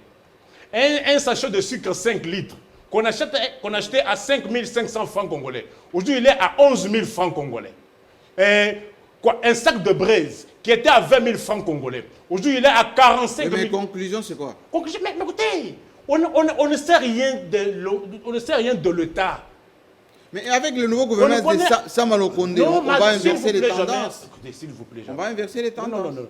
Vous savez que de ce lundi, les différentes ONG de Lubero, de Butembo, Beni, de ce lundi, ils entament une désobéissance fiscale. Mais pourquoi? L'insécurité. De ce Oui, mais lundi. il y a un déploiement. Mais c'est pas encouragé parce que... Je n'encourage pas. Il y a un Écoutez, déploiement de vous, force. l'État, la première mission d'un État, la sécurité des personnes et de leurs biens. Vous êtes incapable de sécuriser. Et vous voulez qu'on continue à vous payer les impôts pour en faire quoi? Et les taxes. Mais le problème, ça veut dire que... Je n'appelle pas les obéissances. C'est un communiqué qu'ils m'ont envoyé. Oui, justement, mais le problème, c'est quoi? J'ai pas voulu la Constitution. Non, mais ça veut dire que... J'ai voulu la Constitution. Il faut décourager ça. Pourquoi? On Ça ne veut dire que... décourage pas. C'est commencer par sécuriser. Non, mais justement... La vie humaine est sacrée et il est irremplaçable. Nico, je disais ici sur ce plateau... Au moment où on tue les gens, s'il te plaît. aucun communiqué de l'État. Pardon, s'il te plaît. Aucun communiqué. Mais il y a le déploiement de troupes là-bas. Je disais... Il y a l'armée qui fait le travail tous les jours. Vous savez ce que certains activistes se sont décidés. Ils se sont décidés. Mais il y a aussi de la manipulation dans tout ça. Il n'y a pas de la manipulation. Vous voulez me dire qu'on ne tue pas les gens tous les jours là-bas? Mais je disais... Quelle manipulation là où il y a mort d'homme? Je disais ceci, Nico. L'État... L'État, c'est la première puissance au monde dotée du monopole des contraintes physiques. Et lorsque j'entends même un président de l'Assemblée nationale qui dirait cette politologue demande aux députés, écoutez, l'État doit briser la résistance. Mais c'est une invitation légitime. Non, Nico, ça veut dire que Nico est dans... L'extrapolation. Ça veut dire qu'il a idéalisé l'État.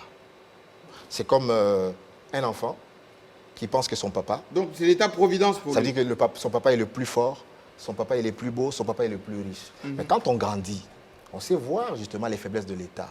L'État, c'est un instrument qui peut être en mauvais état.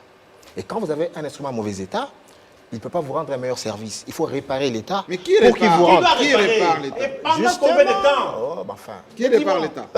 Mais dis-moi, c'est ce que je dis. Oui. Ça veut dire que ça prend du temps. Il faut réparer l'État et le mettre en chemin. Regardez, la première puissance de l'Afrique, une des premières puissances de l'Afrique militaire, c'est le Nigeria.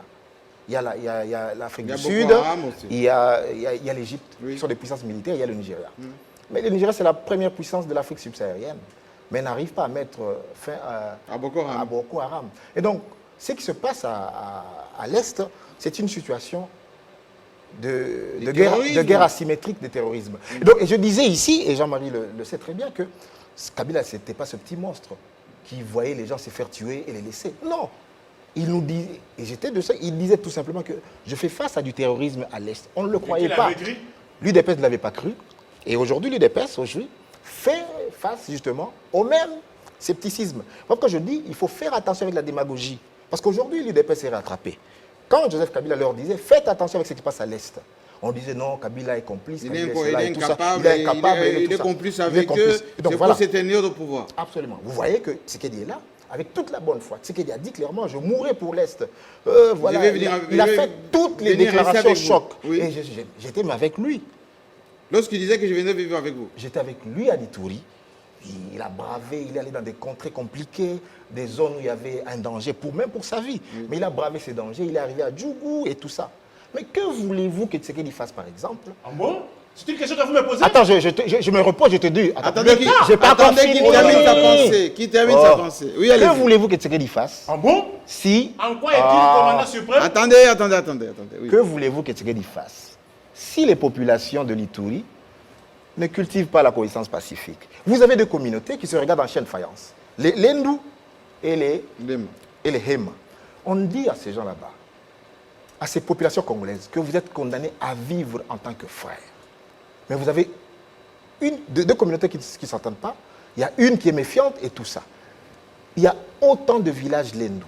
Autant. Donc, si on n'arrive pas à pacifier l'esprit des peuples, à dire que voilà, mettez-vous ensemble. Parce qu'un Lendou et un Emma ne vont jamais avoir de problème avec quelqu'un du Bandundu, avec une communauté du Bandundu ou avec une communauté du Kasaï. Et vous avez vu d'ailleurs au Kasaï, le problème qu'il y a avec les 30 cases, 300 maisons brûlées et Bakokenge. Là aussi, c'est quoi? Les gens... On n'a pas de communiqué là-dessus. Hein. Là aussi, c'est quoi? Vous avez une communauté vous avez une communauté Louba et une communauté Kuba qui s'entraident dessus. Je dis, on a un problème sérieux à faire pour pacifier d'abord les... Mais où est le rôle de l'État Israël Moutala? Parce que vous avez l'air d'excuser l'État. Je n'excuse pas l'État. De se compliquer. Non, je n'excuse pas l'État. Moi, je dis, moi, je suis pas. L'État ne fait rien. Moi, je suis pas. Mais on a terminé avec Amounan Sapou. Moi, je suis pas. On a terminé avec Bundudia Congo, quand même. Moi, je ne suis pas. Les États-Unis sont la superpuissance au monde. Oui. Ils n'ont pas mis fin au terrorisme. Ça veut dire que moi, je me dis ceci. L'État est critiquable, on doit améliorer beaucoup de choses. Mais je dis, nous avons une armée d'à peu près 200 000 hommes de troupes. Tout se tient. Vous avez un budget de 4 milliards de dollars. Vous avez un train de vie des institutions. Je parlais tout à l'heure de réduction du train de vie des institutions. Vous avez 200 000 hommes de troupes. Pas bien payés, pas bien casernés, pas bien équipés, pas bien formés. Donc ce sont ces défis-là. Réformer. Comment vous faites en sorte que vous ayez une armée puissante organisée? C'est tout ça. Je vais vous laisser, je vais vous aider un tout petit peu. Moi, je fais chest ici à Kinshasa. Ouais. Mais l'état dans lequel se trouve notre école aujourd'hui, voilà. Absolument. Les partenaires sont partis parce qu'on n'arrive même pas à les payer leurs prestations. Il n'y a pas de frais de fonctionnement. Voilà. Comment voulez-vous qu'on réforme justement? Justement, parce que c'est ce qu'on dit que non. Toutes les assemblées menacent d'aller en grève. Mais les trains de vie de l'État ne fait que continuer. Les agences qu'on a créées. Mais c'est ce que je dis. Oui. Voyez-vous, je dis que l'État lui-même se met en difficulté. Il augmente son train de vie alors que les charges quotidiennes, il n'arrive pas à les assumer. Et il y a l'effondrement de l'État. Vous avez vu par exemple que les miliciens, par exemple Codeco, plusieurs avaient quitté la brousse pour dire voilà. Ils se sont livrés. Ils se sont livrés. Mais l'État n'avait même pas de logistique pour les accueillir, pour les loger, pour les nourrir. C'est toutes ces questions. Voyez-vous avec le banditisme urbain ici, avec les Koulouna. On en prend seulement de Kinshasa pour les envoyer à Kanyamakassi. Mais il y en a à Kananga aussi. Mais à Kanyamakassi, c'est justement. Il y en a à Lubumbashi. C'est des problèmes logistiques. Il faut nourrir, il faut les former et tout ça. Mais tant que l'État va continuer justement à payer des salaires, des émoluments faramineux aux députés, aux ministres, aux conseillers à la présidence, on ne s'en sortira pas. Il faut réduire sensiblement les trains de vie de l'État, il faut réduire les institutions. Il y a plusieurs institutions qui font doublon, il faut couper. Il faut regarder, il faut vraiment, moi je pense qu'il faut une... Et on me dit d'ailleurs que certaines agences, certains conseillers sont impayés jusque-là parce qu'il n'y a pas suffisamment de moyens. C'est un peu inquiétant. Est-ce que l'État existe? Si, monsieur. Les impayements, s'il vous plaît. On parle de bus Transco. Mais c'est de la disponibilité aussi. On parle de bus Transco. Mais jusque-là, ils ne sont pas payés 7 mois. Et puis on leur paye au taux de 92. Avec les taux côté Nakati, pour ça, on a payé de 220 ici. S'il vous plaît. Vous parlez de quel État? Avançons. S'il vous plaît. Mais pour renforcer l'État, ce n'est pas la responsabilité. Il y a des gens que nous avons confié cette responsabilité-là pour renforcer l'État. C'est qui? Mais c'est ceux qui sont au pouvoir, c'est ceux-là que nous avons élus. Mais est-ce qu'ils font cet effort? Mais est-ce qu'il y a la disponibilité? Quand j'attends, par exemple, parlons, au lieu de parler des moyens, commençons par des petits exemples. Oui. Une situation se passe ici dans ce pays. Un ambassadeur se retrouve dans un coin, il est tué. On pose la question au vice-premier ministre de l'Intérieur. Oh non, je n'étais pas informé. Nous sommes dans mais il a dit la vérité? Oui, mais c'est ce qui veut dire que c'est un état désert. Comment un ambassadeur peut se déplacer comme ça sans que notre ministre ne soit informé, sans recevoir des notes verbales du ministère des Affaires étrangères? Commençons, c'est-à-dire que nous devons devenir sérieux. Parce que moi, je dis que les Congolais doivent devenir sérieux. Si nous sommes faibles, il ne faut pas toujours chercher les causes à l'intérieur de vous, à l'extérieur de vous. Il faut chercher les... Parce qu'il y a une image qui vient de se passer, je ne sais pas. Je peux être contre Kabila, contre Tshisekedi, quoi que ce soit. Moi, en tant que Congolais, ça m'a frustré. Laquelle? Notre président à l'étranger.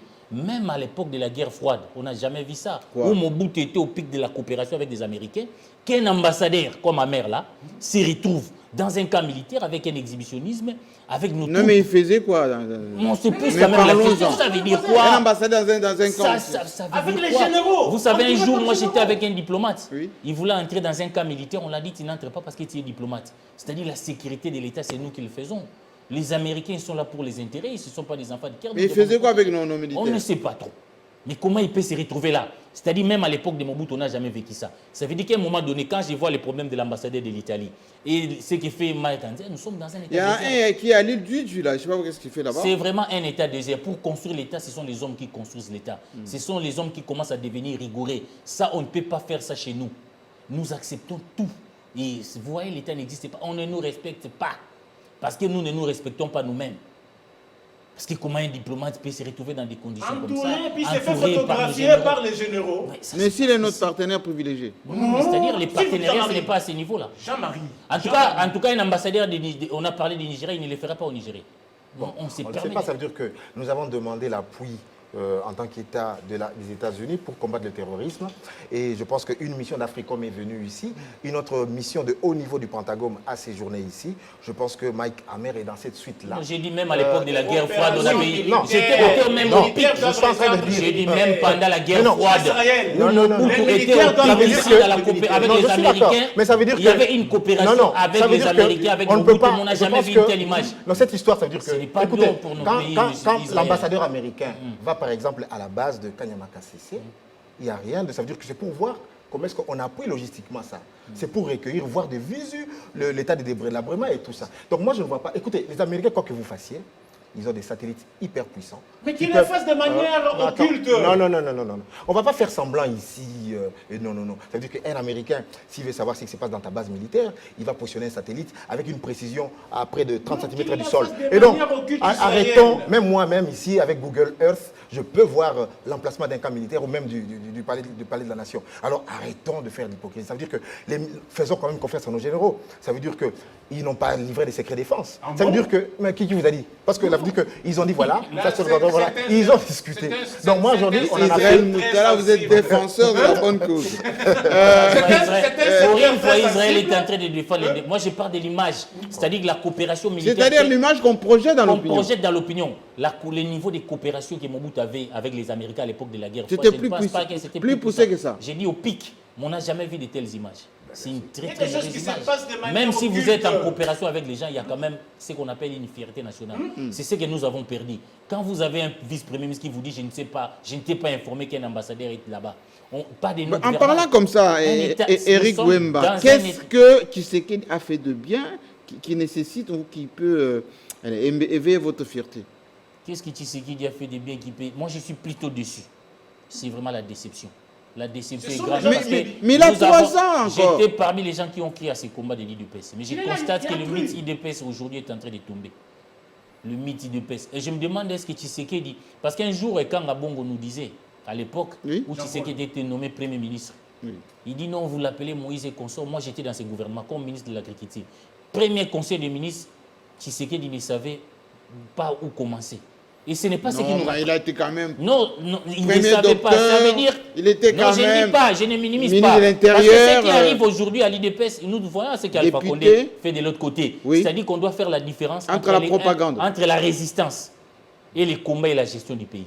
Je crois que l'IDPS à ce stade n'a pas été préparé cela. Comment comprendre par exemple? Vous avez un secrétaire général d'un parti au pouvoir, Augustin Kabouya. Oui. Parlons même du gouvernement. J'ai été scandalisé. Il appelle à un meeting, il dit exactement ceci. Gouvernement au Yango et Lingigo Bima. Ceux qui seront là, c'est ceux qui ont contribué financièrement au parti. Voilà ici même l'exemple du ministre des Hydrocarbures. Après ça, il y a un Loko Totonga qui est parti. C'est-à-dire que même les partis au pouvoir, la base, Mais où est le mal dans ça? les mal dans ça. C'est la contribution d'un Oui, militant c'est-à-dire que du les parti. ministres ne sont pas jugés, non pas par rapport à leurs compétences, par rapport à l'intérêt général, par rapport à la contribution financière dans le parti. S'il faut être dans votre logique, même Eteni Longondo, Oui. il est là-bas pris pour bon exemple, mais ici il est cité dans les GF.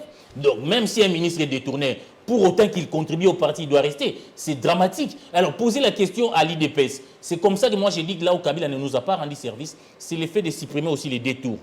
c'est le fait de ne pas avoir un débat contradictoire. C'est-à-dire le peuple congolais devait savoir quand même. Parce que quand on veut devenir président à un moment donné au Sénégal, on vous dit qu'est-ce que vous pensez de la situation à Casamance.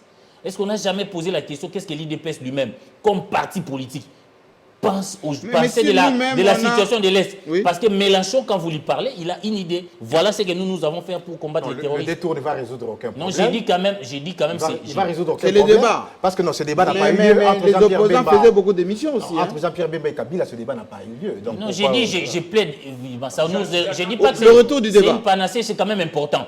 Qu'on sache quand même, mais si vous voulez devenir président, qu'est-ce que vous allez faire à l'Est? Il y a la guerre à l'Est. Quelle est la vision de l'IDPS? C'est ce qu'on ne dit pas. Augustin ne donne même pas la position de son parti par rapport à ce qui se passe alors qu'ils sont au pouvoir. Pour lui, non, il y a Yakopé Sangamou et Loko. Et vous trouvez ça normal, M. Bon, c'était un exemple, c'est on va dramatique. dire. C'est exactement dramatique. Et si le gouvernement déjà est composé sur une base de l'extorsion, parce que j'ai entendu qu'il y a des gens... Pas forcément. Ah, mais j'entends. Je suis dans les couloirs du palais du peuple. Il y a des gens des commissions, il faut donner autant pour avoir un poste. Je ne sais pas si c'est vrai. Mais ça se chuchote. Et c'est très grave quand même pour notre parce que je vois vous êtes dubitatif. Oui, ça me... Si au niveau, ça m'intrigue un tout petit peu. Au niveau du gouvernement, oui, vous vous en doutez.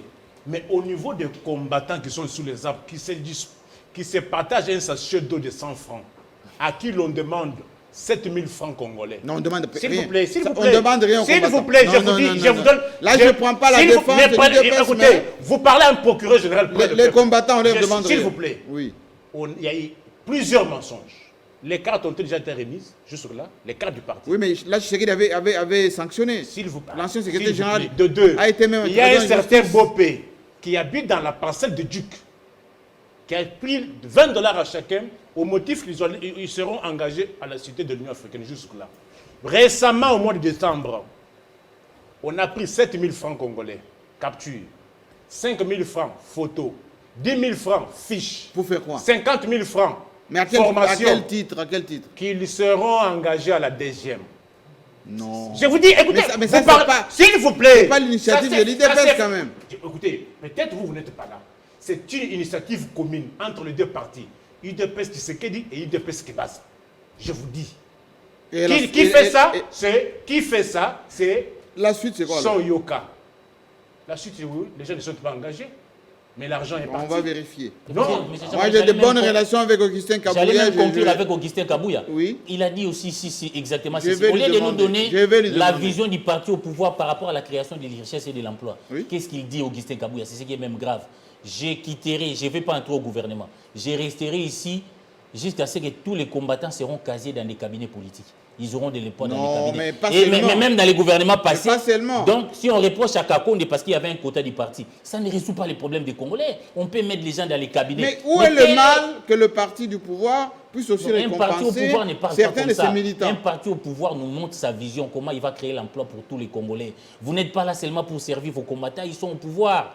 Ça ne doit pas être là, comme Israël a dit, la récompense, la fidélité. Brassons-le dans les cabinets, même s'il n'a pas la compétence. Pourquoi on se bat? On se bat pour un Congo pour nous tous, pour que la richesse nationale que nous produisons, nous tous, nous profite à nous tous. C'est ce que Mitterrand a dit à Giscard d'Estaing. Alors, répondez à la question. Oui. Joe Biden n'a même pas 100 jours. Le président américain, oui. N'a même pas 100 jours. Oui, alors. Il est venu avec 2 promesses. Produire 200 millions de doses de vaccins dans moins de 50 jours. Mais ils sont riches. Que je finisse. Pourquoi comparer ce qui n'est pas comparable? Que je finisse. Mais quand on était sous les arbres, on n'avait jamais reconnu qu'on n'a pas l'argent. Où sont les milliards que l'on volait l'autre fois? Parce qu'on dit qu'il y a des milliards qu'on volait. C'est supposé maintenant qu'on ne vole plus. Et alors, le peuple doit voir ça. Mais il y a encore dans l'administration des gens, des voleurs, il y en a encore. Jean-Marie, d'où l'IGF. Vous voyez dans quel état se trouvent les routes de la ville de Kinshasa?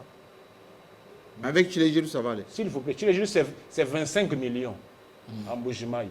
Mais ici à Kinshasa, Nyangwe, Mouchi.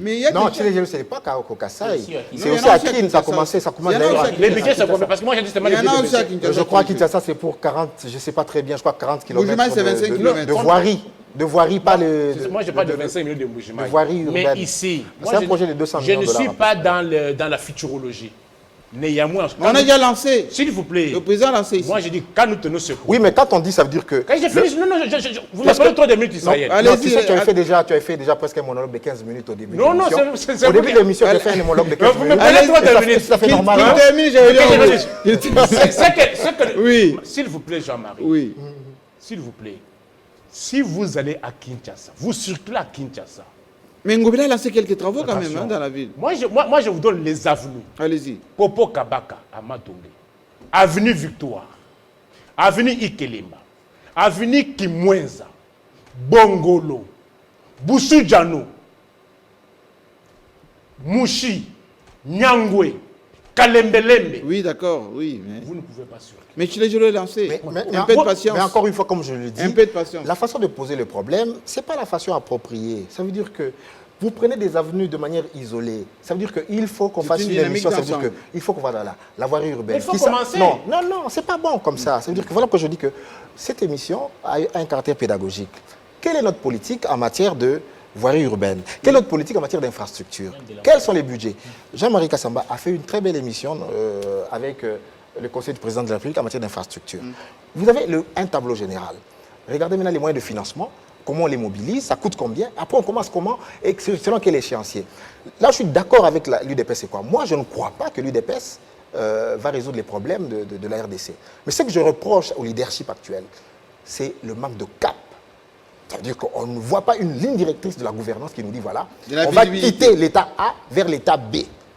La situation des infrastructures, on l'a trouvée dans cet état. Voilà mon cheminement, voilà ma stratégie. Il n'y a aucune vision. Et c'est là que j'attends le nouveau gouvernement avec Sama. Est-ce qu'ils vont changer de méthode? C'est là qu'on les attend. Parce que moi, je pense que tu balancer. Il disait que l'ancien gouvernement, c'est pour ça qu'il a arrêté les conseils des ministres, n'allait pas dans le sens de ce qu'il veut. Maintenant, avec Sama, il va dire quelque chose et Sama va suivre. Oui, mais encore et là, on va tomber dans encore une fois, de si l'UDPS n'arrive pas à faire ce que Kabila avait fait avec le contrat chinois, ça veut dire une mobilisation dans un premier temps de 9 milliards de dollars. Après révision avec le FMI, on est retombé à 6 milliards d'euros. Mais on avait entamé des travaux. On avait dit quand même, ça veut dire que le nerf de la guerre, justement, c'est liquidité. Les finances.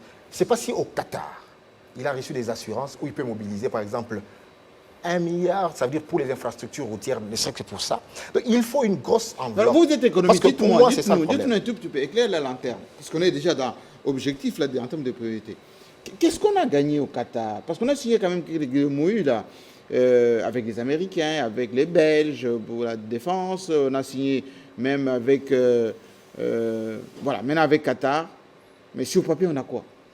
Pour les comptes du Trésor. Jusque-là, on n'a rien. Ça veut dire que c'est pourquoi on est content? Jusque-là, voilà, je ne sais pas, moi aussi, j'ai lu. En Égypte, on avait signé aussi. Oui, en Égypte, on a signé. Oui, en Égypte, c'est des projets concrets. On a signé pour à peu près pour les comptes du Trésor, on a combien? Pour à peu près 500 millions de dollars, oui. Garantis par un mécanisme financier, notamment du FPI. Là, c'est du concret. Mais c'est quand? Les décaissements, c'est quand? Non, les décassements ont déjà commencé. Il y a déjà les travaux ont déjà commencé, notamment le port de Ndomba au Kasaï. Si, là, c'est du concret, les projets en Égypte. Mais même, encore une fois, ça fait dire qu'à peu près 500 millions. On a 26 provinces. Les défis sont immenses, comme je le dis. Ça veut dire que si vous regardez tous les secteurs, santé, éducation, énergie, électricité, énergie, eau, vous regardez habitat, vous regardez réforme de l'armée, réforme de la fonction publique, amélioration de salaire. On n'est pas sur l'auberge. Regardez tout ça. C'est des problèmes, il faut les analyser sur le plan macroéconomique. Oui. Ça veut dire que là, c'est ça la question. On ne peut pas, il faut partir du postulat selon lequel que notre budget national ne va résoudre aucun problème de manière structurelle. Donc, il faut financer tous les grands projets structurants avec du PPP, partenariat public-privé, ou du BIOT. Voilà. Mais là, il faut vraiment... Wemba, la priorité de Sama Lukonde, ça serait quoi? Ça serait, comme on est en train de s'agiter avec la CENI aujourd'hui, on dit voilà, moi j'écoutais le président Bosso dire, ou même le porte-parole de Ambongo, Abbé Cholé, désormais tous les candidats à la CENI peuvent aller dans les églises respectives, porter des candidatures, enfin déposer les candidatures. Et on va faire ces réformes assez rapidement. Georges Capian va être instruit avec ses amis pour travailler sur les mesures urgentes, etc. La priorité pour vous, c'est quoi? Est-ce qu'on doit à tout prix trouver le remplaçant des Nanga, hein?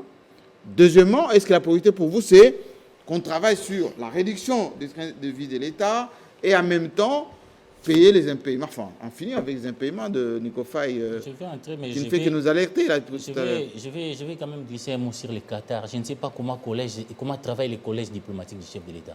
En Diplomatiques? principe, oui, les collèges diplomatiques dans la géostratégie. Qu'est-ce qui vous gêne en Qatar? À Qatar, on arrive, j'ai vu les chefs de l'État à l'aéroport. Et dans l'imaginaire collectif, on sent on va aussi importer ça ici.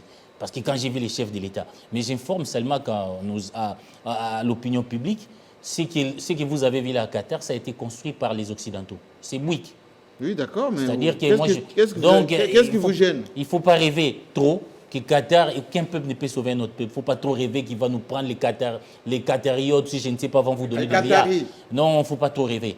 C'est-à-dire notre salut ne viendra que par notre propre sérieux. Et les autres... On n'a pas même amené, vous allez continuer, mais on n'a pas même amené notre ministre de la coopération, Non, le Qatar, le gouverneur de la Banque centrale. 500 milliards de fonds souverains, ça veut dire que les capitaux, il y en a au Qatar. Non, ça veut on dire... peut chercher, même Bouygues, c'est vrai que... Mais Bouygues s'est associé à des sociétés c'est-à-dire sur place. Oui, ils sont partis, et même ils sont allés chercher mais pourquoi on a signé ces MOU? Bon, ça doit être clair, on doit nous le dire clairement, qu'est-ce qu'il y a dans l'intérêt de ces contrats-là. Parce qu'il quand même, il y a aussi des soupçons. Sur papier, on a... Entre-temps, moi je ne dis pas que c'est vrai, mais il y a une guerre à l'Est. Qatar, vous savez, il est soupçonné de soutenir Daesh et Al-Qaïda. Est-ce qu'il est fait? Oui, moi je dis... Il ne faut pas mélanger aussi. Je ne mélange pas, mais c'est un problème réel. C'est un État. C'est un État parce que même si les Occidentaux coopèrent avec Qatar, mais chaque fois qu'un dirigeant il va là-bas, il y a des critiques, il n'y a pas des droits de l'homme là-bas. Mais pourquoi on n'a pas amené notre notre ministre de la Coopération, gouverneur de la Banque centrale c'était volontaire? Bon, je ne sais pas trop, c'est un gouvernement démissionnaire. Là n'est pas le problème. Mais ces affaires étrangères étaient démissionnaires aussi. Celle qui a signé, là, elle est démissionnaire. Je crois qu'il revient au pouvoir de rendre compte au peuple qu'est-ce que nous profiterons de cette coopération. On doit rendre. J'ai vu quand même les contrats chinois, on l'a amené au Parlement. Et nous il y a eu beaucoup de débats d'ailleurs là-dessus. Il y a eu un débat. Jusque-là, un MOU, ce n'est pas un contrat. Un Memorandum of Understanding, ça veut dire que ce sont des intentions. Un contrat de principe, oui, des intentions. On pose des intentions qui seront finalisées maintenant par des contrats qui vont finaliser. Donc là, pour l'instant, on peut pas faire de j'ai dit l'opinion a le droit de savoir quand même qu'est-ce que les chefs de l'État est allé faire. Qu'est-ce que ces voyages nous profitent? Moi, j'ai donné l'exemple du contrat chinois. Je ne dis pas exactement on doit faire la même chose, mais on doit rendre compte. Parce que les gens rêvent que l'aéroport de Qatar va venir ici. Vous avez une fixation sur les rapports. Mais répondez quand même à la question. Savoir. Priorité pour Sama Lukonde. Moi, je ne sais pas. Parce que élections ou pas? Non, les élections doivent se tenir. Mais moi, je pense que Mbosso a mis un peu la charrue devant le bœuf. Il est allé vite en besoin. C'est quoi la procédure pour vous? La procédure pour nous, il faut... Parce qu'il y a eu une marche ici. Je crois au mois de juin. Tout le monde était dans la rue. Quand on a désigné Malondo, tout le monde a réclamé des réformes. Il y a eu un groupe qu'on a appelé G13, que je considère même que l'embryon de l'Union sacrée. Ils ont appelé à des grandes réformes. Sur le plan électoral et économique. Des réformes d'abord. Mais aujourd'hui, on a l'avantage, on a déjà la loi. L'ensemble avait parlé sur des réformes. Il faut des réformes. Aujourd'hui, je suis content que les PPRD a rejoint les camps des réformes. J'ai vu Cambéré a dit qu'il faut des réformes. C'est une bonne chose. Cambéré aussi? Cambéré. Cambéré. J'ai parlé de Cambéré qui a parlé des réformes. Pourquoi il faut des réformes? Parce qu'il faut reconnaître que dans ces pays, on a connu 3 cycles électoraux. 3 cycles électoraux. Il y a eu des élections en 2006 où les résultats ont été proclamés pratiquement dans un char. Là, on n'est pas d'accord avec Wemba, c'est quoi? Mais pourquoi on oppose justement le renouvellement justement de l'équipe de la CENI? J'arrive, et les réformes. C'est comme si, en nommant une nouvelle équipe, on s'opposerait aux réformes. Or, ça ne s'oppose pas. Parce que le délai des autres, on ne connaît pas. Malouma l'a proclamé les résultats dans un char. Bemba, moi, il y a eu la guerre ici à Kinshasa. Il y a eu des élections en 2011. Moi, j'étais à Limité où un président... Mais en quoi ça vous gêne alors? Les gens ont prêté serment. Il y a eu des élections, surtout en 2018. Il faut les dire, c'est un secret de Polichinelle, où avant même la fin des dépouillements, on a publié des résultats. Le président de la CENI a eu un pouvoir tel qu'on pense qu'il fabrique des résultats. Or, la CENI n'est que là pour constater. Il y a eu des élections au Sénégal où nous avons vu loi de féliciter Macky Sall avant même la publication des résultats. On a laissé les médias faire leur travail. Qu'est-ce qu'il faut faire? Les médias ne donnent même pas les canards. Qu'est-ce qu'il faut faire? Les gens pensent qu'il faut dépolitiser la CENI. Ce sont des propositions. Il faut réduire les pouvoirs du président de la CENI parce qu'ils en abusent un peu. Ils considèrent comme s'il faut des réformes. Donc, il faut des réformes. C'est-à-dire la priorité. Parce qu'Israël dit pourquoi on ne doit pas choisir. Pourquoi on choisit? Vous pensez que nous aurons maintenant une CENI où le président sera désigné en fonction de l'ancienne loi? Parce que la procédure qui s'est faite... Mais on dit aussi que le vice-président sortirait du parti majoritaire. Oui, c'est-à-dire que si les réformes remettent... Non, si la loi Lutundu, qui est déjà en gestation, remettent même la manière de désigner le président en cause. Donc nous devons revoir. Mais où est le problème? Ça nous coûte, si vraiment on veut aller en procédure d'urgence, on peut dans 2 ou 3 semaines adopter la réforme de la CENI. Mais tu sais qu'on n'ira pas dans cette procédure d'urgence. Tu le sais très bien. Arrête. Alors, pourquoi pas? Tu sais très bien qu'on n'ira pas là-bas. Mais tu sais très bien. Parce que les réformes, c'est très complexe. Parce que d'abord, tout le monde n'est pas d'accord sur la nature des réformes. Tout le monde n'est pas d'accord. Quand on parle de dépolitisation, tu as vu il y a la loi Lutundula, on va en débattre en Israël. Elle est là, la loi Lutundula. Mais la loi Lutundula, tu penses elle a suivi toutes les procédures. S'il te plaît, tu as déjà parlé, je t'ai compris.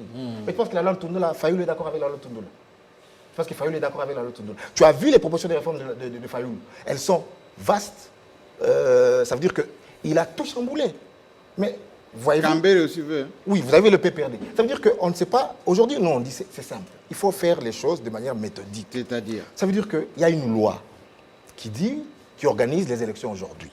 Et cette loi dit. On applique d'abord celle-là. On applique ça. C'est-à-dire que quand vous nommez des gens aujourd'hui, vous nommez un nouveau. Mais pourquoi on avait refusé avec Malonda et on veut faire la même chose? Non, avec Malonda, parce que la procédure était cavalière. Ça veut dire que En quoi celle-ci est différente de celle de Malonda? Parce qu'aujourd'hui, eux-mêmes, les confessions religieuses qui avaient contesté la régularité de Malonda disent que nous sommes prêts justement à nous réunir et voilà. C'est ça le problème. Mais Jean-Marie, je vais dire donc moi je vois pas Israël pourquoi. ne comprend pas. Moi j'ai dit qu'il y a un piège politique dans la démarche de Mbosso. C'est-à-dire? J'aime bien les politologues quand ils voient, moi parce que lui il est dans les Nord. Il y a un piège dans la démarche de Mbosso que moi, parce que l'IDP ça fait 2 ballons d'essai. Oui. Les premiers ballons d'essai c'était les recensements avec l'identification. Il y a eu un tollé ici.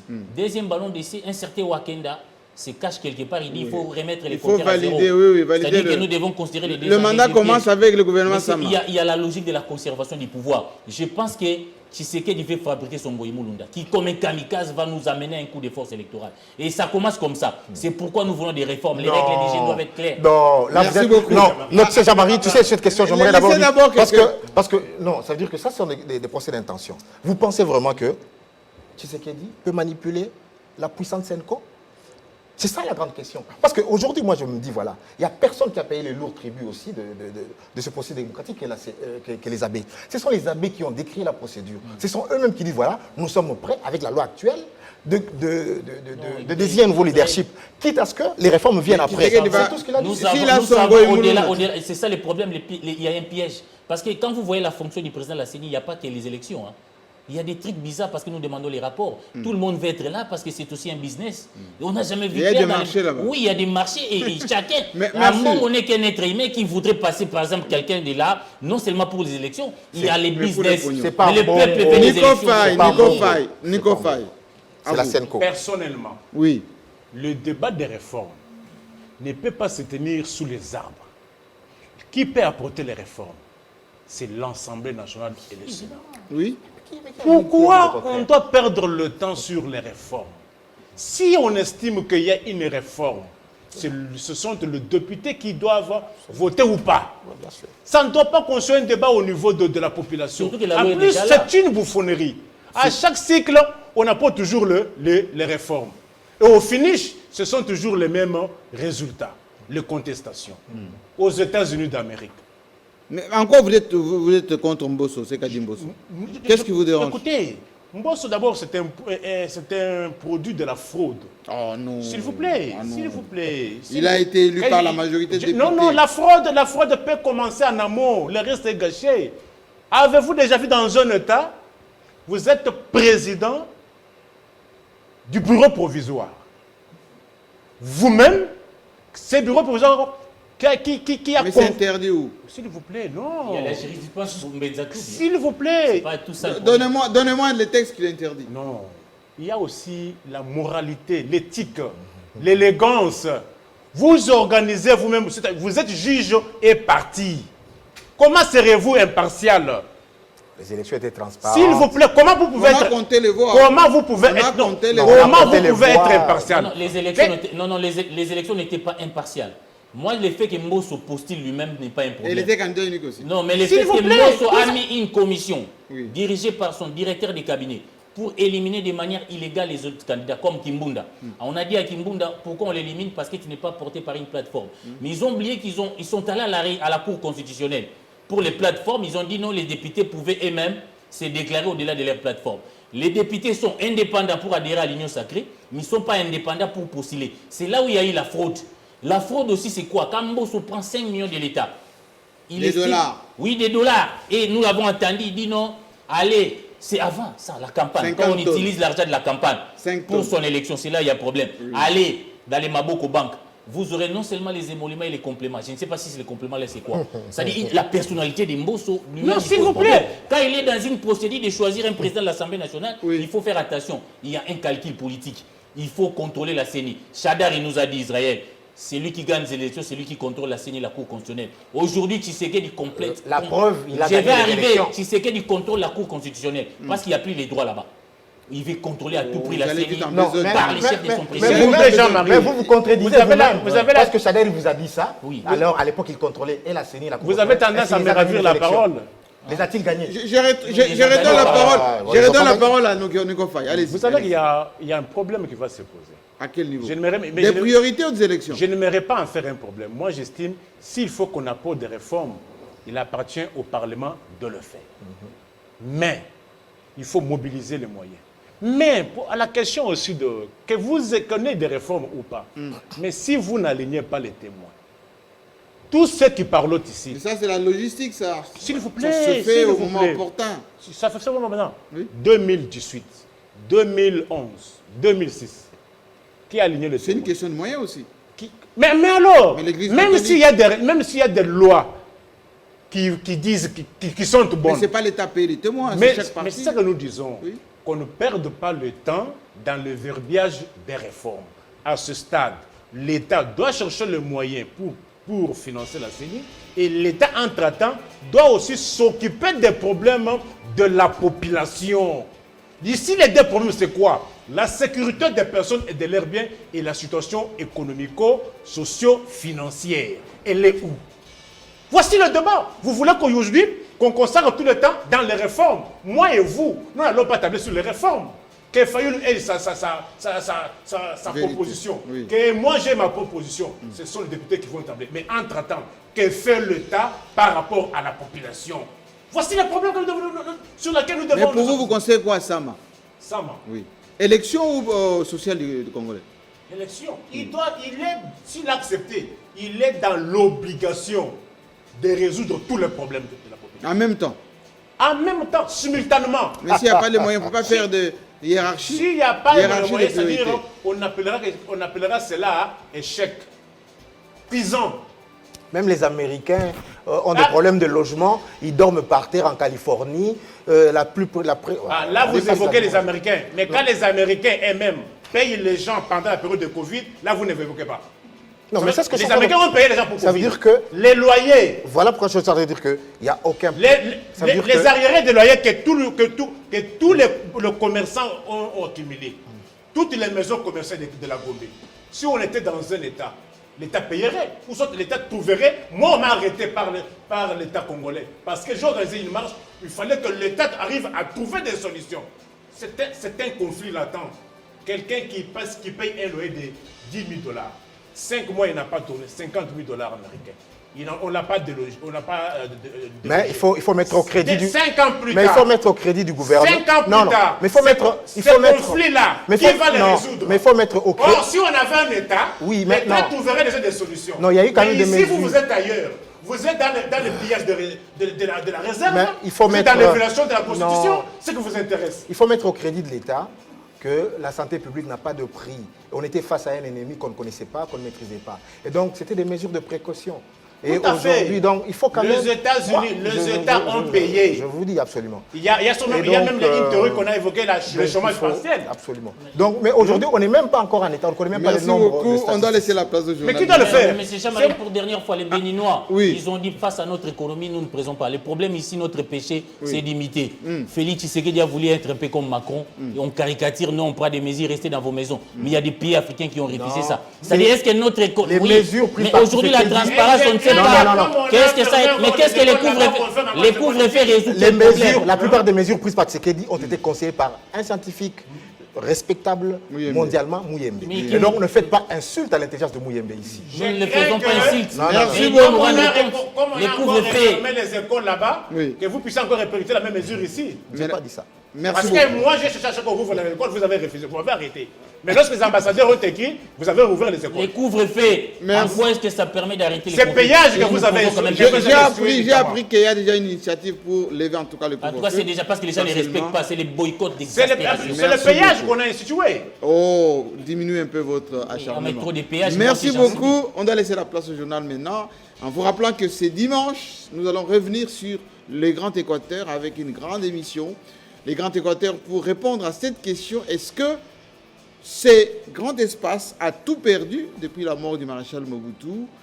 Aujourd'hui, il se constate que partout dans cette méga province autrefois du pouvoir pendant 32 ans, eh bien, on a perdu beaucoup de choses, pas d'école, pas d'infrastructure, pas de.